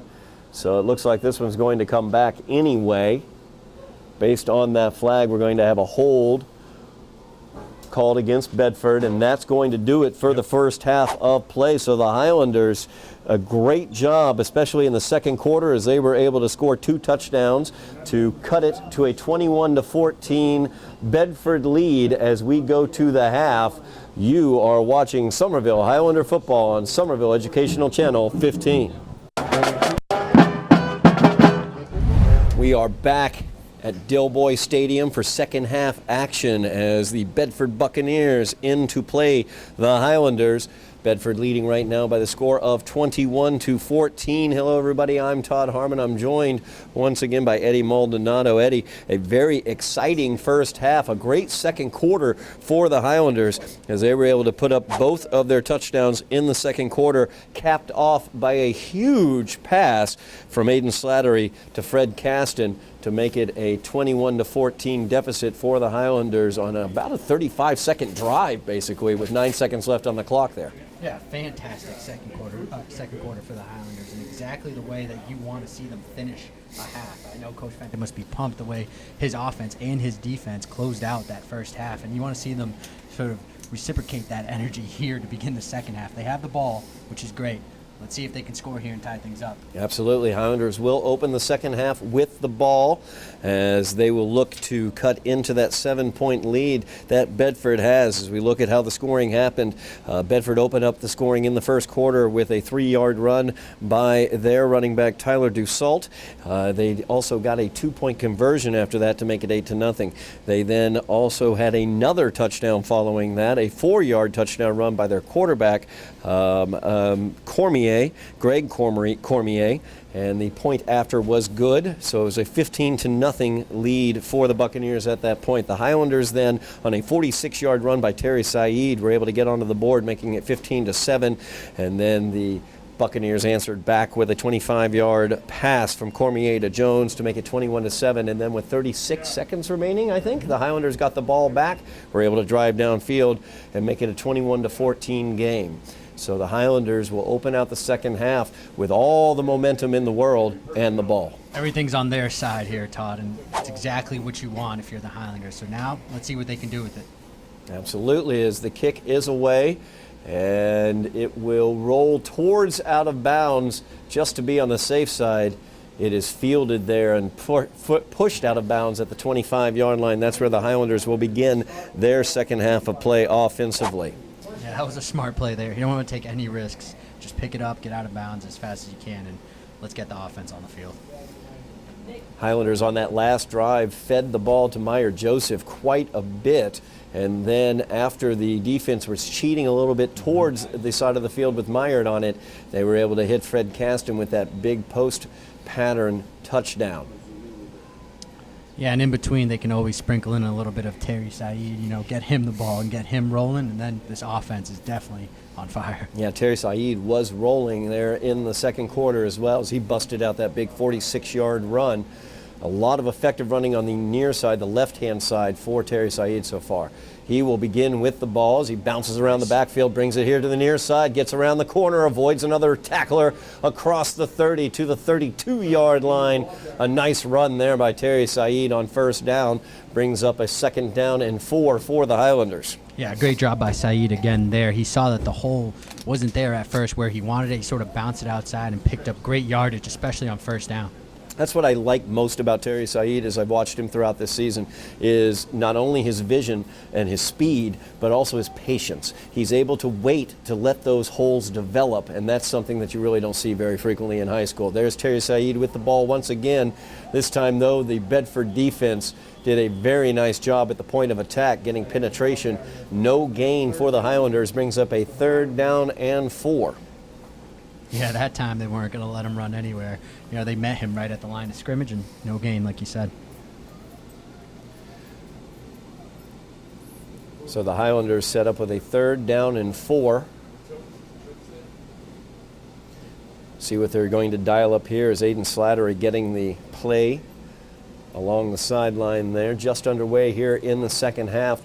Highlanders trailing the Buccaneers 21-14. Second round action in the playoffs. Consolation bracket as both of these teams coming off disappointing losses last week. And Saeed will take it as he comes back to the near side looking for the block from Meyer Joseph. Too many Buccaneers there, though, for Meyer to block as he's taken down at the 34-yard line. Brings up a 4th down and 2 for the Highlanders. Yeah, good stop there for the Buccaneers. It almost looked like for a second Saeed was going to break loose, but they were able to bring him down just before the first.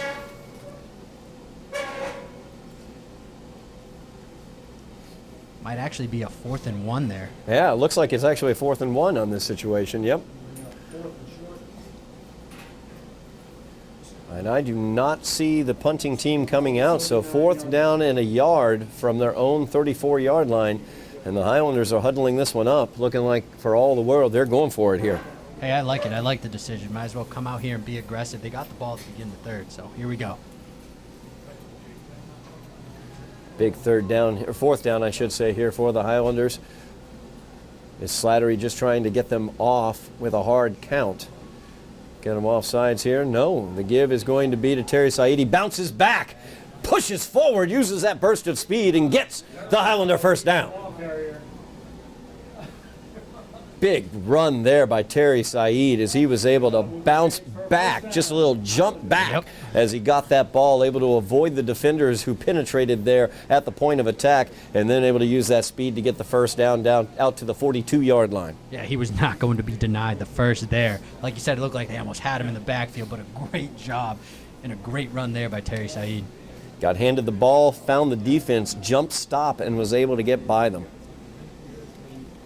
So first down and 10 for the Highlanders as they make the first down on that fourth down. The give is to Said. He will break it to the far side of the field. Nice seal block there around the corner. And we're going to get a flag on the play. As Fred Caston was trying to provide that block on the corner, he might have gotten flagged on it. And they are going to back up the Highlanders after that gain. It was a gain of about 5 on the play. They're going to back it up 10 yards.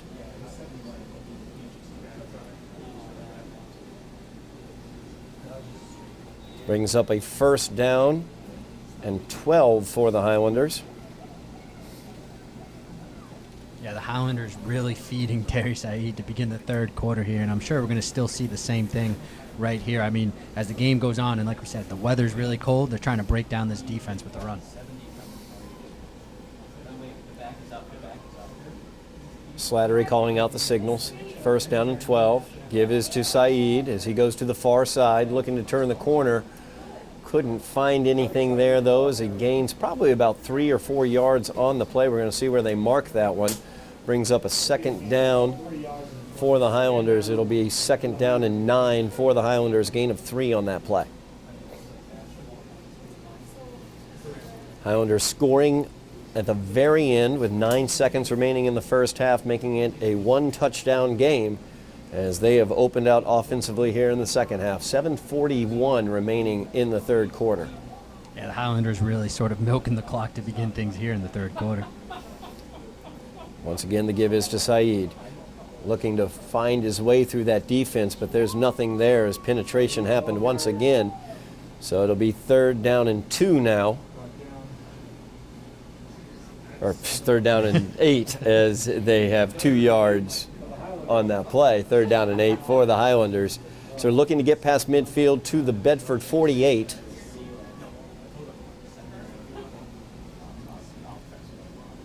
Yeah, I'd love to see the Highlanders sort of get the ball into one of their playmakers here. We haven't seen Meyer Joseph yet in the third. Let's see if they go to him here. They've got Meyer down at the bottom of the screen. 2 receivers at the bottom, 2 at the top. Looking to the right this time as the pass looks like it goes for, short of the first down, short of midfield, as well as Fred Caston with the reception on that play. So it will be fourth down for the Highlanders, short of midfield at the 49-yard line. And Coach Fenn is not even going to think about punting here. It's offense all the way. Absolutely. Fourth down and 3 now for the Highlanders as Aiden Slattery getting the play on the sideline. Highlanders looking to milk the clock a little bit, as you pointed out, Eddie, because of that high speed and high power offense of the Buccaneers, trying to keep it out of their hands here in the third quarter. Already able to get half of the quarter away, so 6 minutes remaining here in the third quarter. Big fourth down opportunity for the Highlanders. And the give is to Said. He cuts it back to the inside, gets the first down, and is across the 40 for the first down. They're going to mark that one at the 40 as he fell across it. Clock stops for a moment to move the chains, and then they will roll it once again. Big first down, second fourth down conversion for the Highlanders and Terry Said on this drive. Yeah, huge fourth down again converted by Terry Said, and it's been him this whole entire drive. We'll see if they continue to feed him. I mean, why not? It's working for them. It is working for him, no doubt about it. It's 4 receivers out in the pattern for Slattery. He's looking downfield, trying to get it to Fred Caston once again. Defense was in good position on that one as Jones goes up and waiting for the signal. They're going to give it to Jones on that play as Fred was not able to pull the ball away from him. So Jones makes the interception at the Bedford 12-yard line, 13-yard line. So we're going to mark that one. Kind of a jump ball situation, and Jones had the better position. Yeah, we saw many of those jump balls in the first half, and they went in favor of the Highlanders. That one, not so much there, as Jones, like you said, had the better position to get the ball there.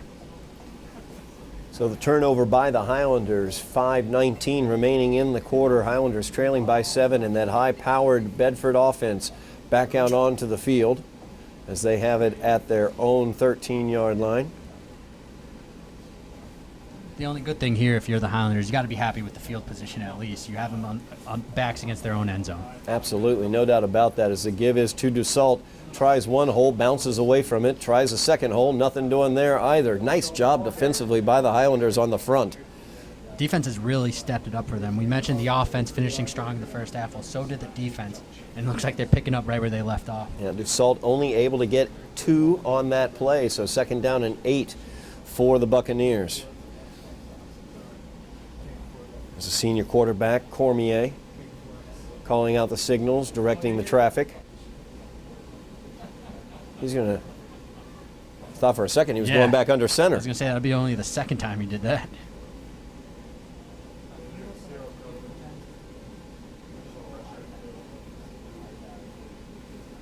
As the give is to Dussault up the middle. Great job by the Highlander defense as a host of Highlanders pushed him back.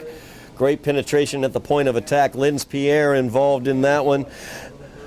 Yeah, nothing doing there for Dussault. He was looking for something, but there was no way he was getting past the Highlanders on that one. No, he wasn't going anywhere on that play as the Highlanders were back in his lap the second he got that ball. So it brings up, after a loss of about a yard on the play, 3rd down and 9 now for Bedford. And this offense seems to be going in the wrong direction for the Buccaneers. Yeah, it looks like that no-huddle offense is sort of hurting them here. Like we said, the clock is moving, but it's not moving nearly as fast as it was before, especially for Bedford. If they turn it over here, they might be in trouble. Cormier back in the shotgun. Highlanders looking for all the world like they want to blitz on this play. They do pull out of it as Cormier rolls out, passes to Jones.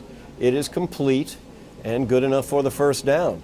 As they get the ball out to the 25-yard line is where Jones made that catch. Jones a good little player out there as well. Yeah, we've seen Jones make a couple plays tonight, defensively and offensively. Had that interception on that that ended the Highlanders' last drive. Also caught a touchdown pass in the second quarter, a 25-yard touchdown pass from Cormier. Cormier back to pass again, looks to the far side, gets it to the receiver. That's once again Jones. He is taken down almost immediately. Gain of about 5, though, so he was able to push forward on that one to the 30. Yeah, it seems like Jones is their big playmaker whenever they want something to happen through the air. Clock continues to roll. 3:10 remaining here in the 3rd quarter. As Cormier gets it, hands it off to Dussault. No, he'll keep it himself around the far side, and he is stopped after a gain of about 3 on the play.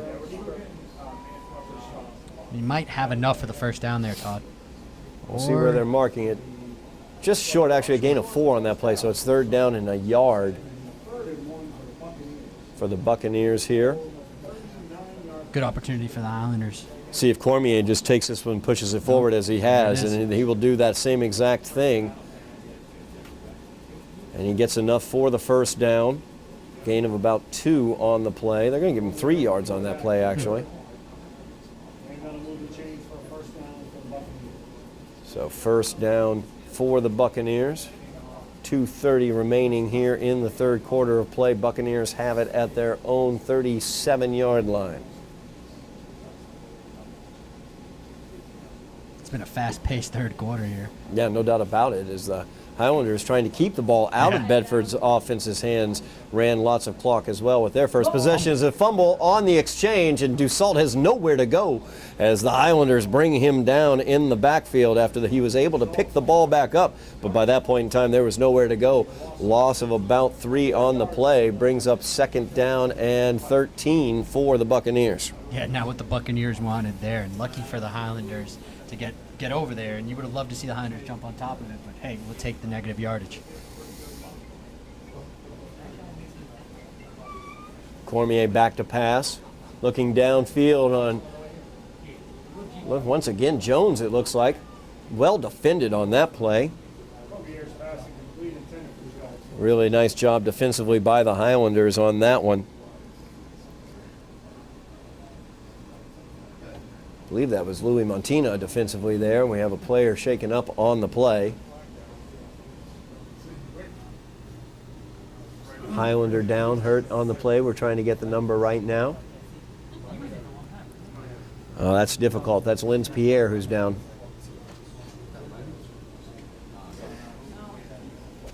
One of the leaders on the defense, senior leader on the defense for the Highlanders, Linz Pierre, down right now.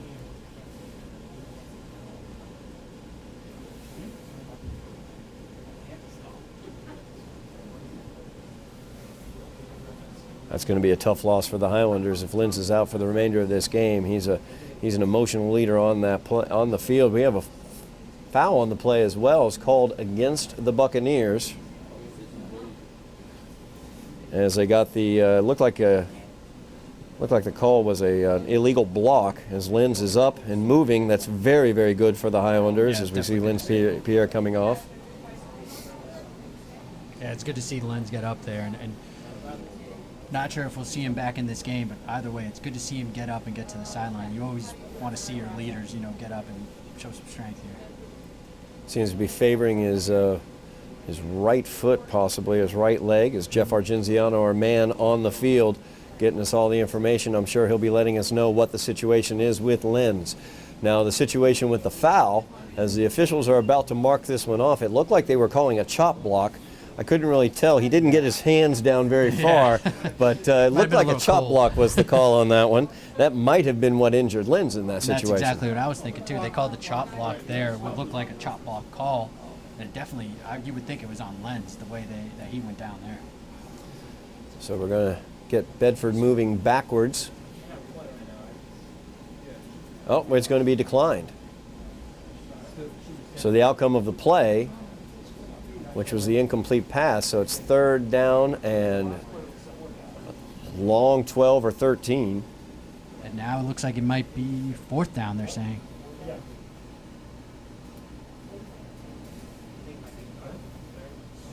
No? I think we're all trying to figure it out here. Yeah, I'm not sure. I'm not totally sure the referees know either. I saw one of the referees throw up a fourth down signal there, so we'll see what they're getting together, and we'll see what the play call is, or the call here is. Because I believe it was a second down. They lost yardage on the fumble exchange on first down. And then second down was the incomplete pass. So you decline the penalty, it would be third down. But if it is, and that was my wonder, was if it's actually third down, why decline it? Take the penalty and back them up further and go ahead and replay the down. I'm sure they'll figure this out eventually.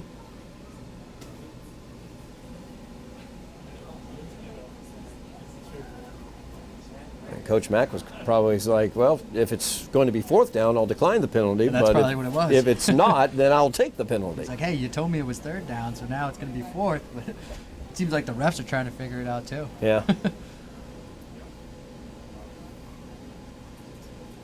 A lot of striped council meetings this fine evening. We've seen a couple tonight already. Yeah, we have.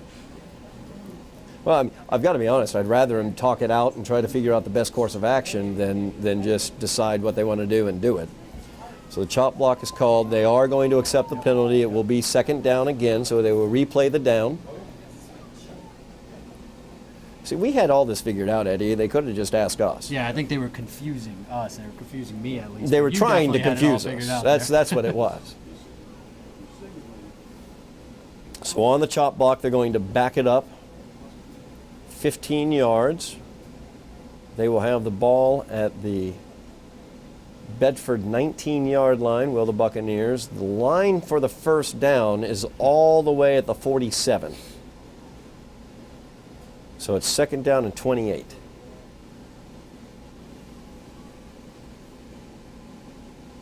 trip receivers to the top of the screen. Cormier by himself in the offensive backfield. Yeah, they're going to go spread here, so you think they're going to throw deep right here? I think so. It's Cormier looking downfield. Quick slant, complete. Once again, that's Jones, I think, making that reception. It is.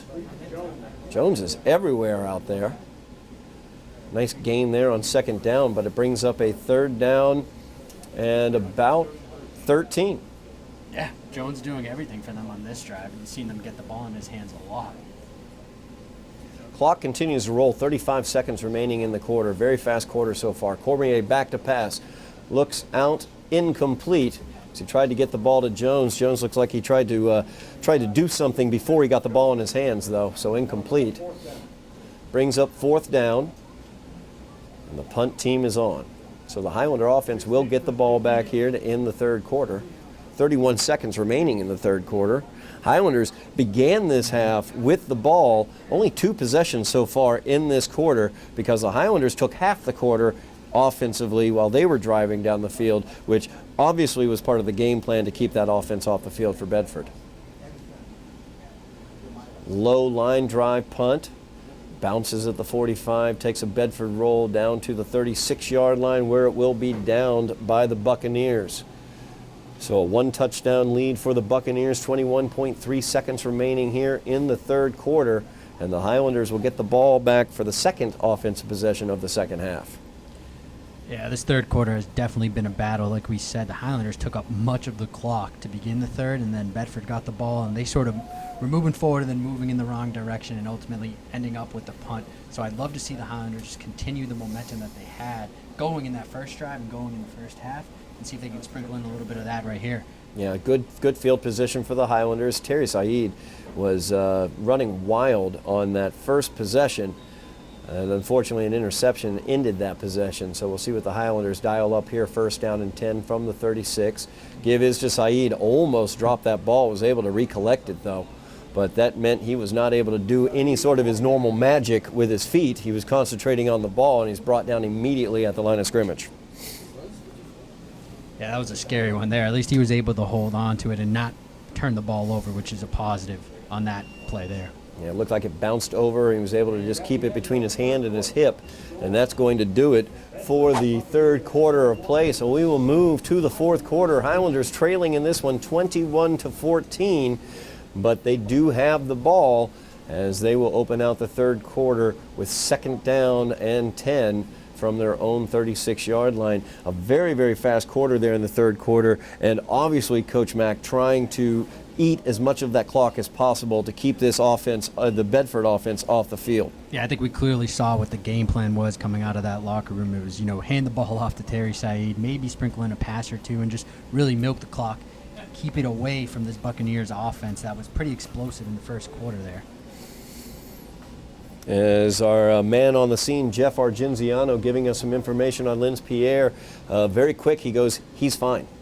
So Linz will more than likely be back out there soon. Yeah, and expert reporting there by Jeff. Reporting by Great Jeff job. Argenziano, our man on the spot, giving us all the inside information. And braving the elements out there. Yes, he is, as a matter of fact. Great job by Jeff every single game, as always. So we move here to the fourth quarter. Highlanders with the ball, second down and 10.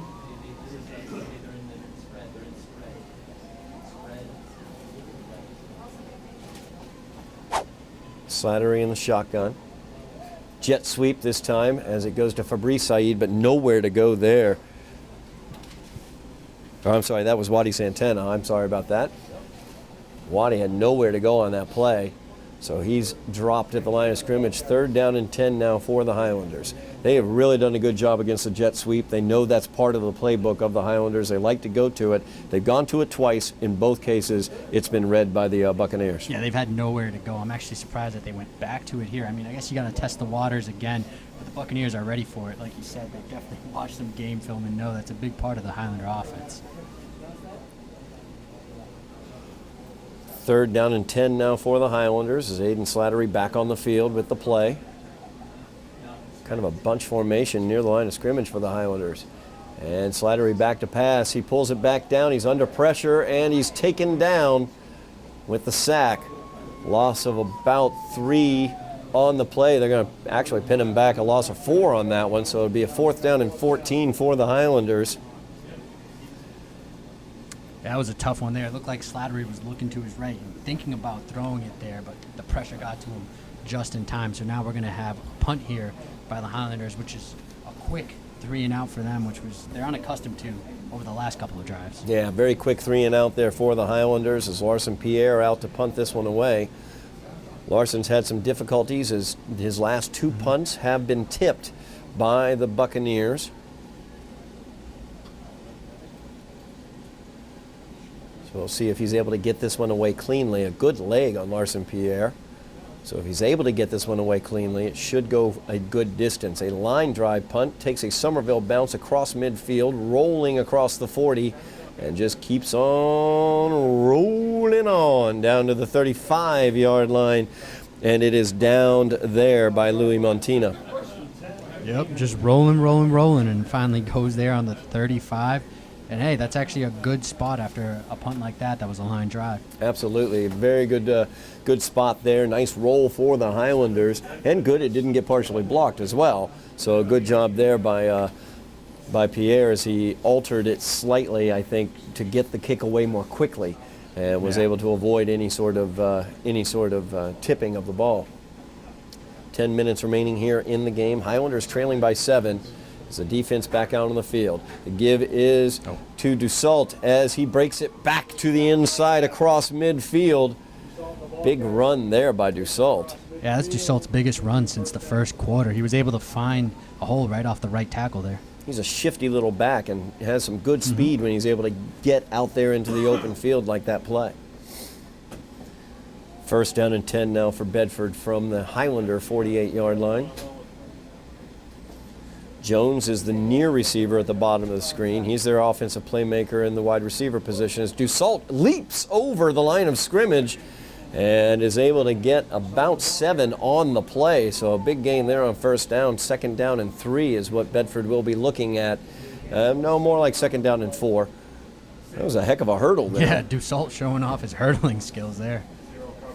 And the give once again to Dussault to the far side. He turns the corner and is able to get the 1st down.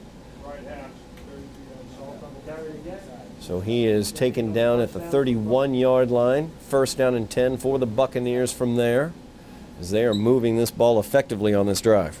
Yeah, it looks like they're looking at Somerville and saying, hey, don't forget, we have a running back too.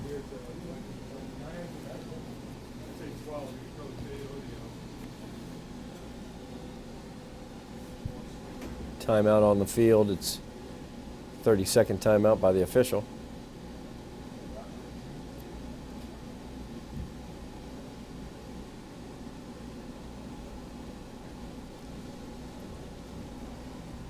Man down for the Highlanders right there being checked on is Waddy Santana. Stretching it out a little bit.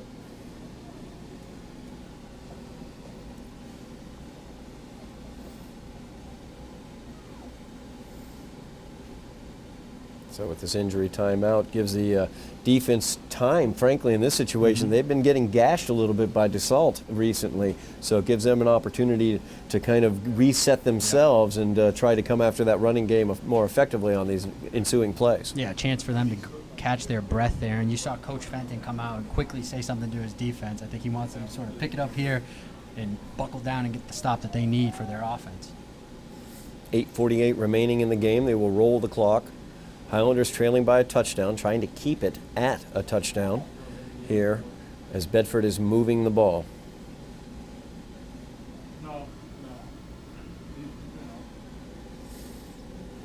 Only 2 receivers out as Cormier hands this one off to Dussault, and he is hit and taken down. Nice job there defensively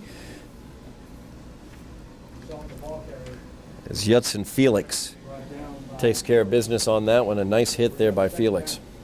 Yeah, Felix was right there to make the play. A smart move right there. And Linz Pierre, as Jeff Argenziano said, out on the field. He's fine. There you go. He looks fine. There you go. And we're going to have a stoppage of play here. Timeout by the Highlanders just before the snap of that ball. So they're going to use their first timeout of the second half.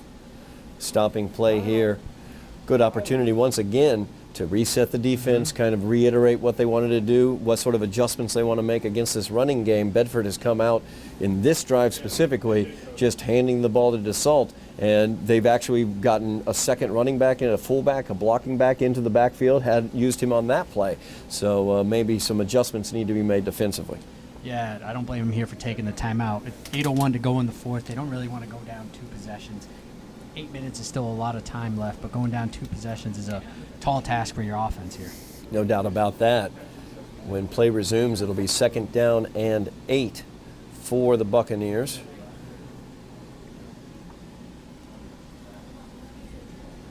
Highlander defense looking to adjust to the running game right now. DeSalt being very effective right now in the running game.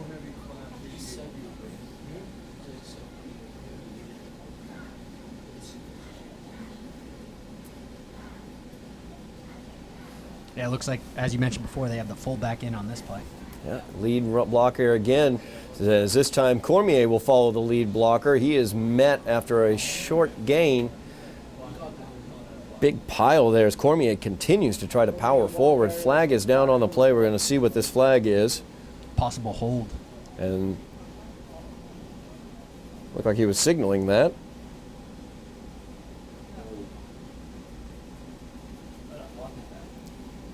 Block in the back is going to be the call. Well, it has to be against the Buccaneers, although he did not say it was against the Buccaneers, but it is against the Buccaneers. Seems to be getting interrupted every time he tries to signal what's going on. So they're going to back this one up. We're going to replay the down.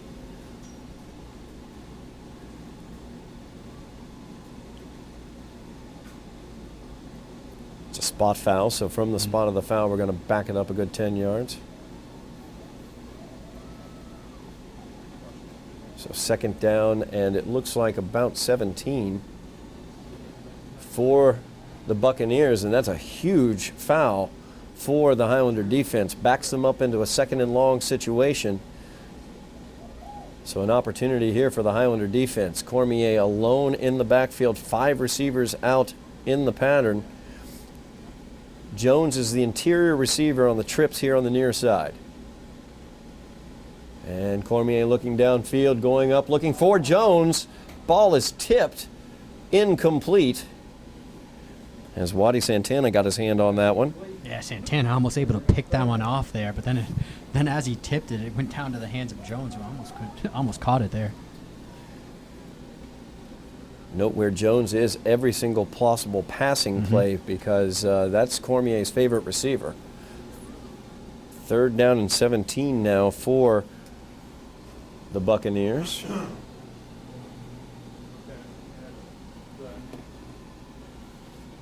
Great opportunity here for the Highlanders. Huge 3rd down. As Cormier fakes the handoff, goes back to pass, looking downfield, has Jones open across the middle on the post for the touchdown.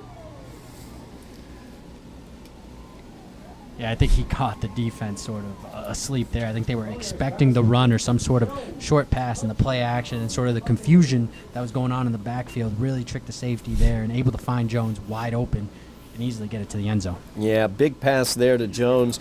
Looked like a double fake as they faked the jet sweep across, as well as a fake to DeSalt. As we have this 2-point conversion attempt here. And that one is incomplete, knocked away. Nice job defensively there.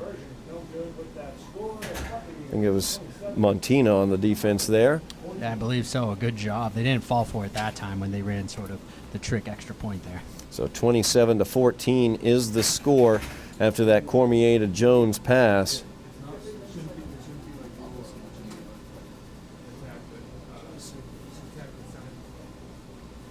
I mean, you know, the Highlanders scored with, 36, That's true. 40 seconds left in the first half. So, and they left 9 seconds on the clock, for goodness sake. So there's a good opportunity here. They can score fast again and trim this lead. They'll have to open up the offense a little more than they did earlier in the 3rd quarter. In the 3rd quarter, the offense was mainly Terry Said, and it was working. Said was gaining yardage, but Bedford able to prevent the Highlanders from scoring, and unfortunately able to get it in right here to Jones. So 7:09 remaining here in the game. Yep, I think they're thinking a little less time management on this drive coming up and a little more just get the ball to your playmakers and find the end zone. Highlanders trailing by 13, 7:09 left in the game. Back deep for the Highlanders. It's Fabrice Said. That's going to go to the other side. Fred Caston. Caston wisely just falls on the ball. Wasn't able to field the bouncing ball. Always difficult to do. Our man on the scene right there in front of it, Jeff Argenziano. But Fred Caston falls on it at the 19-yard line.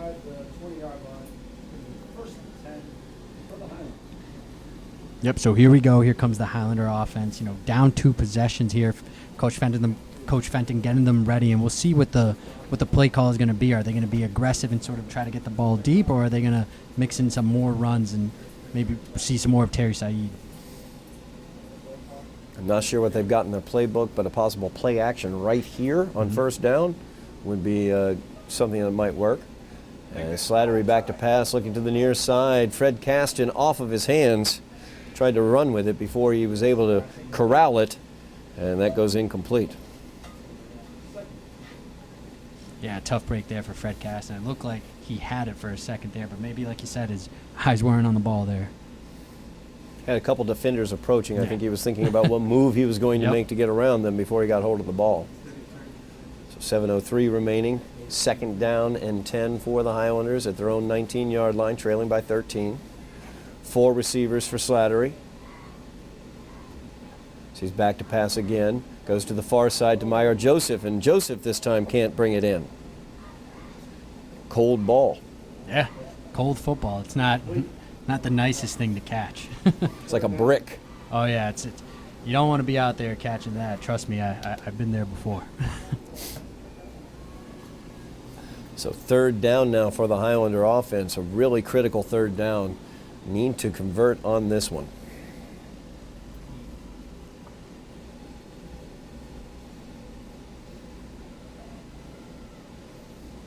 Four receivers for Slattery. In motion is Fabrice Said on the jet sweep. Slattery keeps it as he pushes forward, spins around, trying to get away from the defender, ends up gaining about 7 on the play. Brings it up 4th down and 3.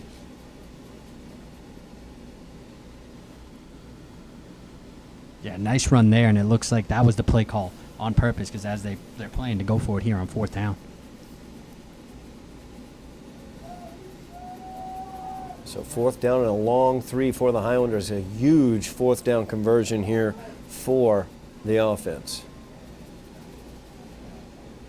And it's going to be offsides, it looks like. Yes. Slattery with a hard count, able to get the Buccaneers offsides and get the 1st down on that 4th down and 3. Yeah, great job there. Coach Fenton was telling Slattery, go with the hard count. Let's catch these guys offsides, and that's exactly what happened. So nice job for the Highlanders. So they execute the hard count to perfection. Get the ball at the 31-yard line. 1st down and 10 for the Highlanders. 6 minutes remaining in the game. Highlanders trailing by 13. Slattery back to pass, looks to the far side. Pass is complete to Meyer Joseph, and he goes for the 1st down. Just across the 1st down marker, he goes out of bounds at the 43-yard line. Nice pass there by the Highlanders. Yeah, and a good job by Joseph to secure that pass there. He wasn't going to drop that one, and it's a 1st down for the Highlanders. So the Highlanders trying to matriculate the ball down the field. Also, Meyer goes out of bounds in that situation, so the clock stops with 5:52 remaining in the game. Highlanders have to score twice, down by 13. Trip receivers to the near side. 1 receiver at the top is Meyer Joseph. Back to pass is Slattery, looking for the screen. As he gets it to Fabrice Said. Said down the far sideline. We have a flag down on the play. Behind the play in the offensive backfield, a holding is going to be the call against the Highlanders. So that play will go for naught, and they will bring it back and back it up 10 yards. Yeah, it looked like they had 2 screens going on at once there, so it sort of pick what direction you were going to throw in there, and he went with Terry Said on that one.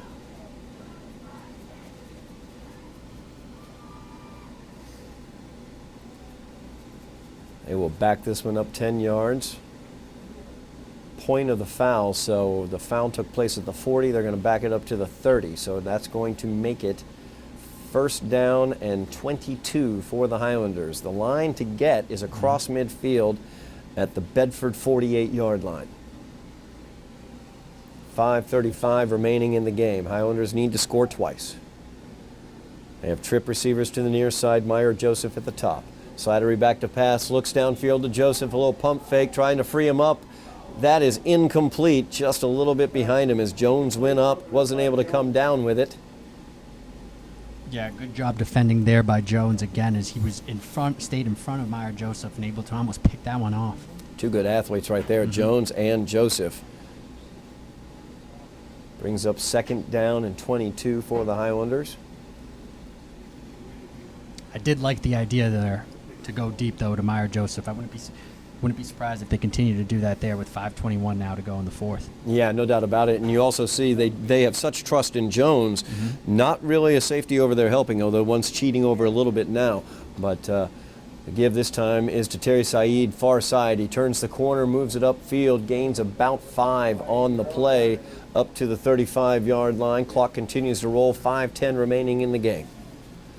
Third down.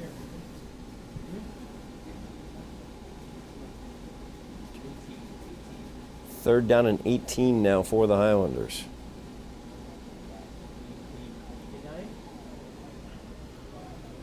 Definite two-down territory for the Highlanders, trailing by 2 scores. As Slattery is going to keep this one to the far side, try to cut it back to the inside, but there's nothing going there. So he gains about 3 yards on the play.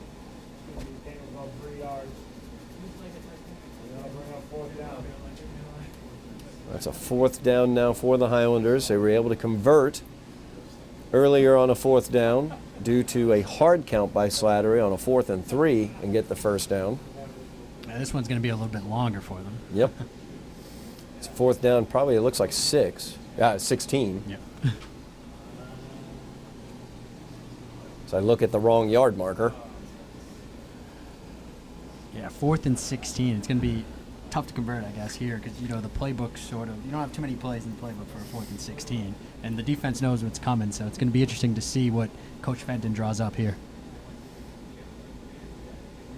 Timeout by the Highlanders, their second timeout of the half. 1 timeout remaining for the Highlanders. 4:24 remaining in the game. Highlanders trailing by 13. Looking along at the bench there. Yeah, it looks like the bench is trying to stay warm on a cold, cold night. So it's 4th down and 16 for the Highlanders. They've got whatever play they've got in their playbook for this situation. It's trip receivers to the near side. Lone receiver at the top of the screen. They've moved Maillard to the interior receiver. He's the interior receiver on the near side. Different position for him. Slattery looking for him up the seam as that one's going to be intercepted as Jake Morrison able to take that ball, and he is going down the far sideline and he is brought down, knocked out of bounds at the 21-yard line, it looks like. So Morrison with the interception there. They had Maillard move to the interior. Yep. And didn't use him on the far outside, tried to get him up that seam, but the Buccaneers had that one read. Yeah, it looked like that was the play call all the way, is just get it to Meyer Joseph's hands. And like you said, the Buccaneers knew that was coming, had it read, and sort of an easy interception there, and a great return on the interception.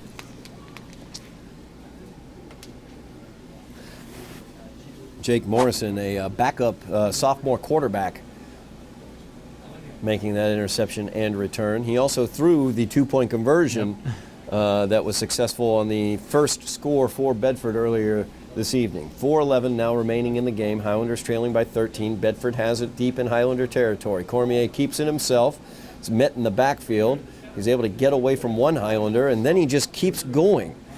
Cormier seems to get a pile around him, and he just keeps moving the pile every time when he runs the ball. Yeah, it seems like as soon as he gets hit, there's either some offensive lineman or another player there to help keep pushing him and help move him there, which is, good for them. short of the first down, so it's going to be second down and about a yard and a half, short 2. The clock continues to run, 3:30 remaining in the game. I think the Buccaneers are going to be happy with just letting this clock go down as much as they possibly can.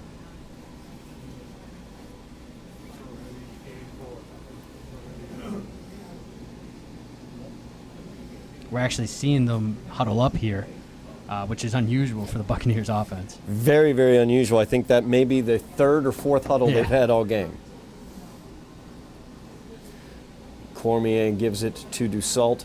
Nothing doing there as the Highlander defense, a host of Highlanders, meet him right at the point of attack. Brings up third down now.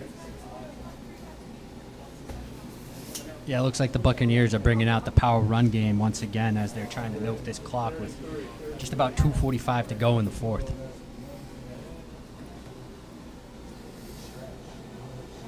Clock does continue to run. Highlanders came out here in the second half with all the momentum in the world, had just scored with 9 seconds left in the first half.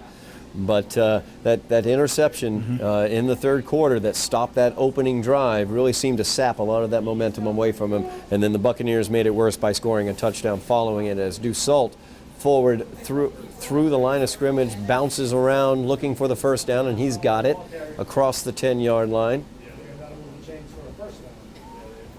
Yeah, as you mentioned, Todd, they had the energy and all the momentum, it seemed, coming out of that locker room. But then once they lost it, they were never really able to regain that energy.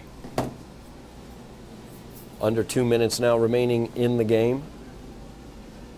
Highlanders trailing by 13, 27-14. And Bedford will have first down and goal from just inside the 10-yard line. Highlanders have one timeout left here in the second half.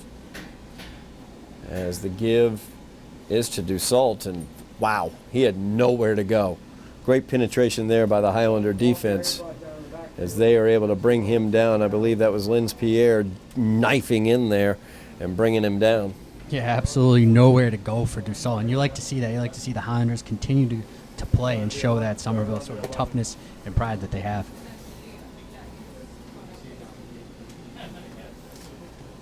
Highlanders not done for the season, obviously, have the big rivalry game coming up on Thanksgiving against Cambridge, but also will be playing next week. Don't know whether it's going to be on the road or here at Dilboy Stadium. Have to find that out on Sunday.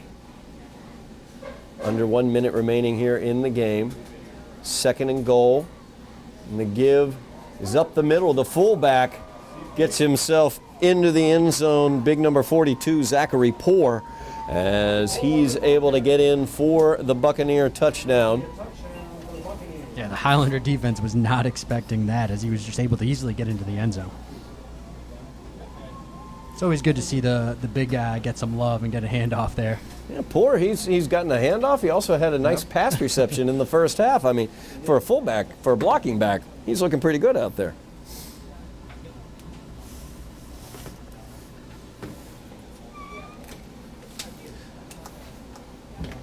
And the kick is up, and it is good as Tatarchuk puts that one in. So that makes the score 34-14. 39.6 seconds remaining in the game. So the Highlander offense will get one last gasp here. So as I was saying, there will be another game next week. We're going to find out on Sunday who they're going to be playing. Could be a home game. More than likely would be a road game, but we will see. Not totally sure how that will break out. And then, of course, coming up on Thanksgiving morning, got the big Thanksgiving game against Cambridge, the big rivalry game. Somerville has a winning streak, I believe, going in terms of that. I believe they have a 2-year winning streak. 2-year, I believe. Or 3-year winning streak going against Cambridge, and they're looking to keep that going for sure. I know it's going to be a big crowd out there Thanksgiving morning. Absolutely, it will be.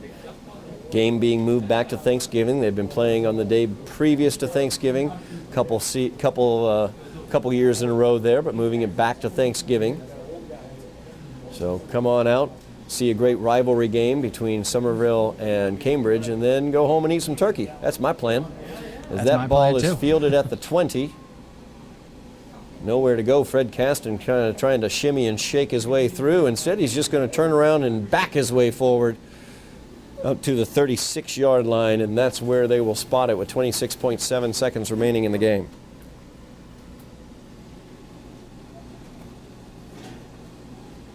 Yeah, we'll see what the Highlanders decide to do here. If they're going to hand it off to Terry Said, or if they're going to take a couple shots deep and try to get in the end zone one more time. Highlanders, of course,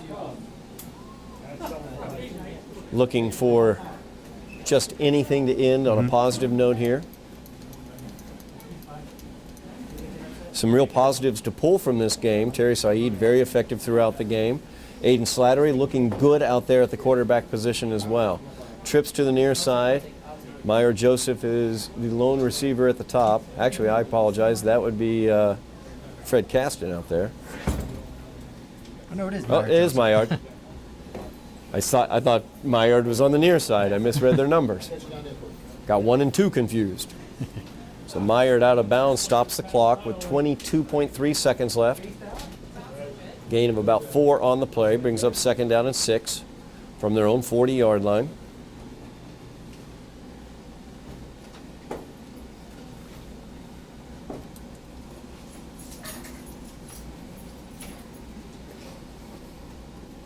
Slattery back to pass, looking to the near side to Fred Caston. Caston makes a nice catch there, tries to avoid the defender who did a good job tackling him from the ground. And that's going to be a 1st down for the Highlanders. See whether they give him credit for getting out of bounds. Yeah, the Highlanders not quitting here. 2 quick passes, this one going deep for Fred Caston. And it still gives them an opportunity to score here. Absolutely, at the Bedford 32-yard line, 12.6 seconds left. Slattery back to pass, looks to the near side, pass is complete to Caston, and he will go out of bounds. Gain of about 4 on that play. 7.6 seconds remaining now. Enough time for one more play.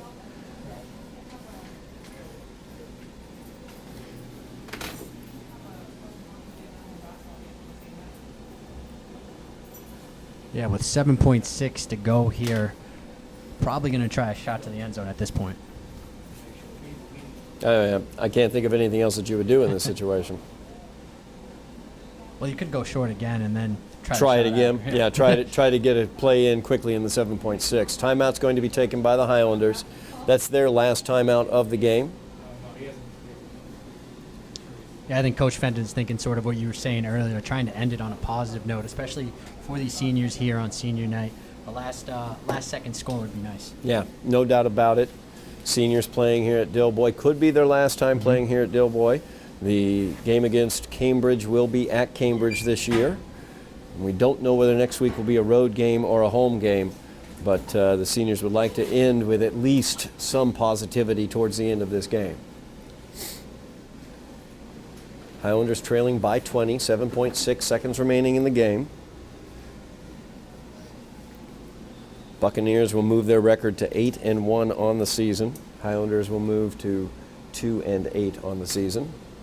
Slattery with a little flip and some room there for Santana as he tries to get a block by Meyer Joseph, gets around it and is brought down after the gain. And a 1st down, but that will do it as that is the end of the game.